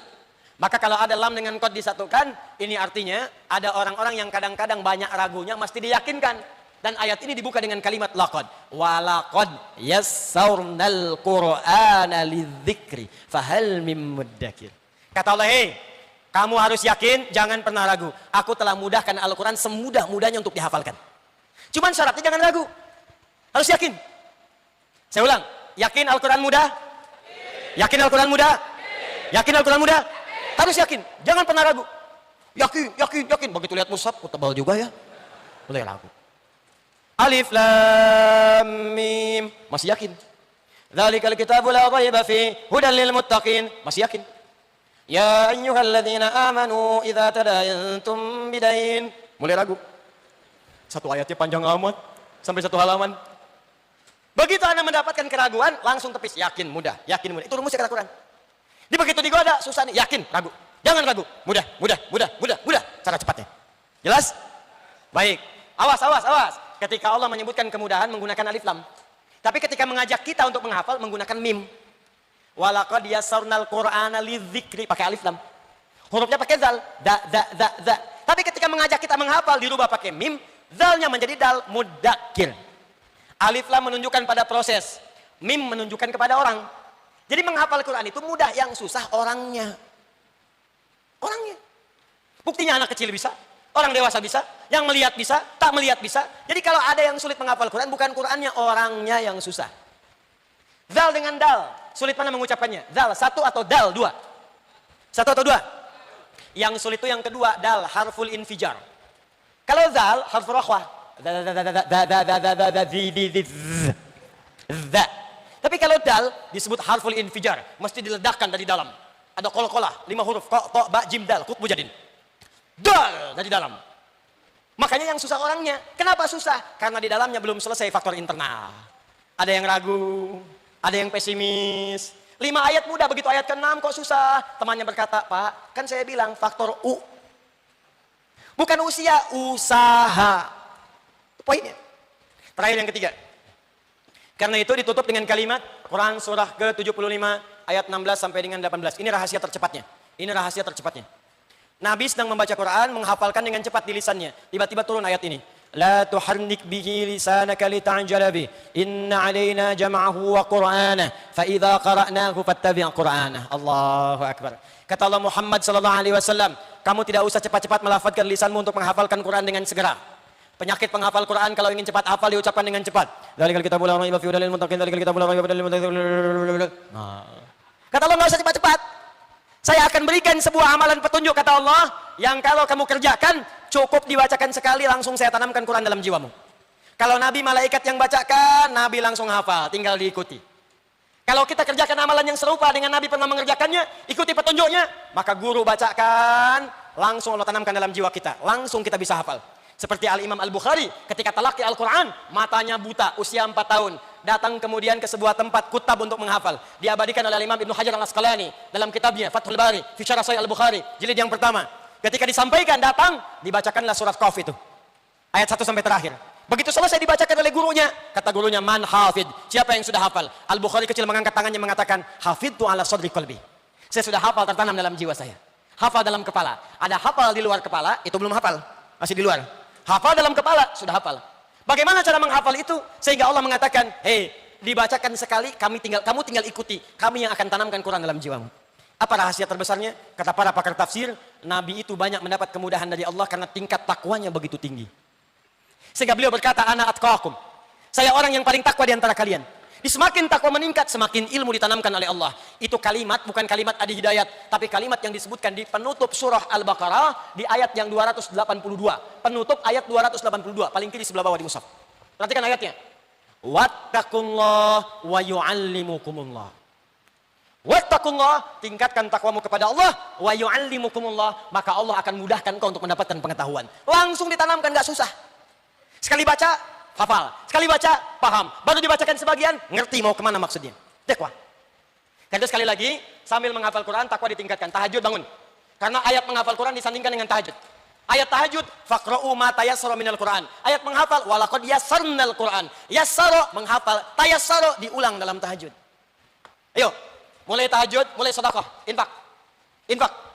Niatkan untuk mempermudah hafalan. Dulu Al-Imam An-Nawawi Al-Bantani, sebelum datang kepada gurunya, beliau infak dulu. Apa niat infaknya? Beliau katakan, ya Allah, saya berinfak dengan niat ini, supaya mudah belajar saya dari guru saya, dan mohon tutupi aib guru saya dari pandangan saya. Mohon tutupi ya Allah, supaya mendapatkan keberkahan ilmu dari guru, beliau berinfak, bersedekah, mengatakan, ya Allah, mohon tutupi aib guru saya dari saya, supaya saya tidak kehilangan keberkahan ilmunya. Orang sekarang ada beda, belum datang ke majlis, sudah mencela gurunya. Belajar dengan siapa sih? Ustaz Adi Hidayat, bid'ah. Ya enggak apa-apa. Tapi jangan ikut marah. Barangkali belum tahu. Kalau orang belum tahu, jangan dimarahi, diberitahu. Dan kita doakan. Saya tidak pernah mengajarkan mencela, awas. Kalau Anda belajar dengan saya, pulang-pulang pandai mencela, saya bersaksi di hadapan Allah, Anda bukan murid saya. Walaupun ada yang mencela saya, enggak apa-apa, karena belum tahu. Tidak harus celaan dibahas dengan celaan. Kita balas dengan doa dan kebaikan. Beda pendapat, boleh. Tapi jangan sampai menghalangi kita untuk saling mendoakan dan minum teh bersama. Jelas? Baik. Yuk, saya berikan caranya, cukup 5 menit saja. Bismillah. Saya hapus sebentar ya. Insya Allah. Datang sendiri, terangkan sendiri, nulis sendiri, menghapus sendiri, luar biasa. Jamaah tinggal melihat, catat, masuk surga. Masya Allah. Alhamdulillah. Jazakallah khair. Alhamdulillah. Qala Rasulullah sallallahu alaihi wasallam, man dalla ala khairin falahu ajruhu mithla ajri fa'ilihi min ghairi an yankusa min ajri syai'. Siapa yang menunjukkan, memfasilitasi, membantu pada kebaikan, dia akan mendapat pahala yang sama dengan yang mengerjakan tanpa dikurangi sedikit pun. Masya Allah. Semoga orang yang menghapus dapat pahala yang sama dengan yang menulis. Ya, saya tidak harus menulis dulu. Fokus, sekarang kita mulai. Lihat sini. Saya cepat ya, karena waktu kita terbatas. Kita hanya 5 menit saja, kemudian kita berhenti. Insya Allah di jam 10 kita selesai dengan tuntas. Ya. Fokus, bismillah. Siap? Takbir. Menghafal Quran sulit atau mudah? Yakin? Yakin? Siapa yang mau jadi hafid? Angkat tangan. Ya udah ganti nama. Ikhlas. Ikhlas. Walaupun tidak 30 juz, kita berusaha dengan baik. Siap? Yang jadi hafid angkat tangan. Yo sini. Fokus, saya bikin garis dulu begini. Saya buat garis begini. Fokus, ini berikan sinopsis nanti. Semua keterangan saya Anda bisa temukan di buku At-Taisir. MZN, ada murajaah itu, nanti insya Allah akan ada video untuk memudahkan itu. Ini kanan. Ini apa? Yang ini kiri. Ini apa? Ini apa? Ini apa? Sekarang lihat. Kalau saya tunjuk ini, berarti atas. Atas. Apa? Sebutkan. Kiri, atas. Yang ini? Ini tengah. Berarti kanan. Kalau ini kanan. Ini kiri. Ulangi.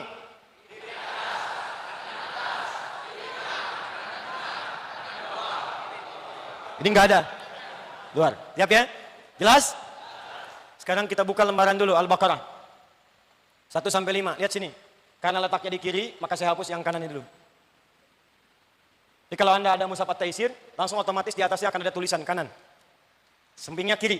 Di Anda kalau menghafal tinggal lihat ini kanan, berarti nanti ayat yang dibacakan sebelah kanan atas, nomor sekian. Kiri atas, nomor sekian. Kiri bawah, nomor sekian. Otomatis. Ini apa?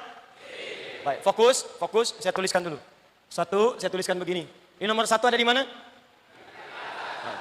Alif, Lam, Mim. Saya singkat saja. 2, ini masih di atas, tengah yang ini.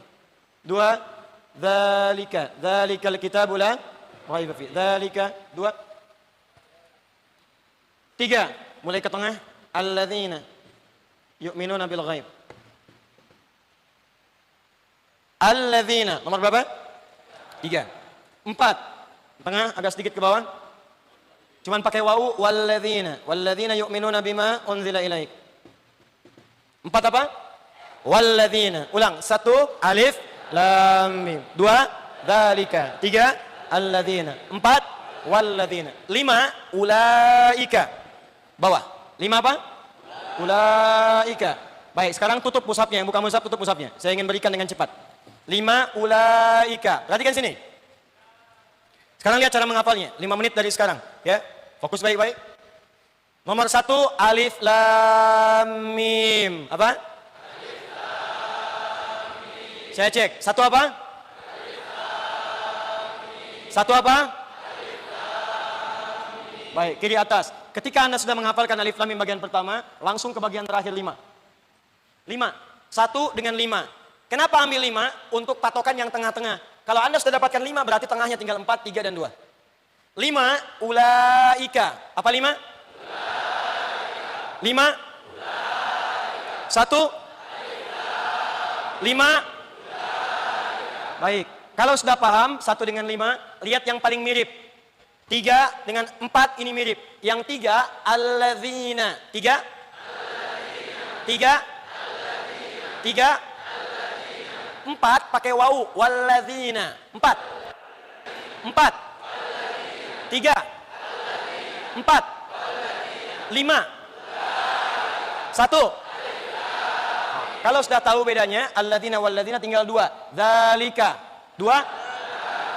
2. 2. 1. 2. 3. 4. 5. Cuma 2 menit. Sekarang acak. 5. 3. 1. 4. Sebutkan posisinya. Nomor suratnya apa? Nomor berapa? Posisinya di mana? Alladzina. Surat apa? Ayat keberapa? Posisi?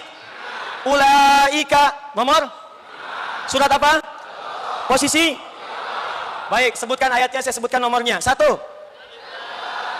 4. 5. 3. Masya Allah. Nih, ini. Bukan, kosong, nggak ada apa-apa tuh.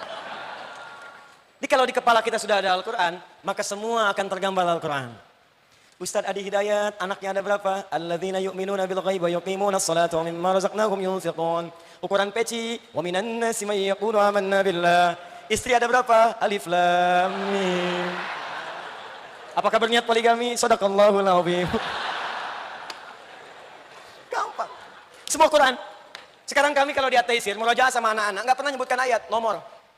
1, 5, 7, 8, 10, 9, 11, 110, 150, 200, 204, 44, 45, 46, 47, suratnya apa? Sebutkan. Itu indah, enak. Yang paling dahsyat, ketika mereka selesai hafalan, awal-awal itu lancar, alif lam mim dzalikal kitab. Begitu mengucapkan An-Nas yang biasa dihafalkan, bisa terbata-bata. Kul a'udzu birabbin nas. Air matanya mengalir. Begitu sudah minal jinnati wan nas, pecahlah tangisannya. Allahu akbar, ya Allahu akbar. Dia telepon ibunya. Mama, saya sudah hafal Quran, Ma. Pak, saya sudah hafal Quran, Ma. Terima kasih telah melahirkan saya, Ma. Terima kasih telah merawat saya, Pak. Saya sudah hafal Quran. Itu orang tuanya pun gak bisa berkata apa-apa di teleponnya. Anda telah mendapatkan karunia melebihi dari dunia yang telah Anda kumpulkan selama hidup Anda. Demi Allah saya katakan, ketika kalimat minal jinnati wan nas keluar di lisan kita, maka semua puncak kebahagiaan tertanam di jiwa. Kalau Anda ingin tenang, jadikan anak kecil Anda penghafal Quran. Walaupun dia hafal Al-Ikhlas, anak 3 tahun, Anda pulang capek dari kantor, macet di jalan. Begitu masuk pintu rumah, Anda ketok rumah, nggak ada jawaban. Anda buka pintu kamar, anak Anda yang 3 tahun ternyata sedang mengulang Al-Ikhlas. Qul huwallahu ahad, Allahus samad. Air mata Anda bisa keluar dan tenang keadaan jiwa Anda. Seketika Anda akan temui dia, Anda tunggu sampai selesai, Anda peluk dia, Anda angkat dia, dan Anda akan merasakan ketenangan dalam hidup Anda. Apalagi ketika Anda mendengar kabar bahwa saat usia di atas 5 tahun, dia telah hafal 30 juz. Maka sempurna semua kesulitan yang telah Anda alami, dan hilang semua kepenatan yang telah Anda lalui dalam kehidupan Anda. Takbir.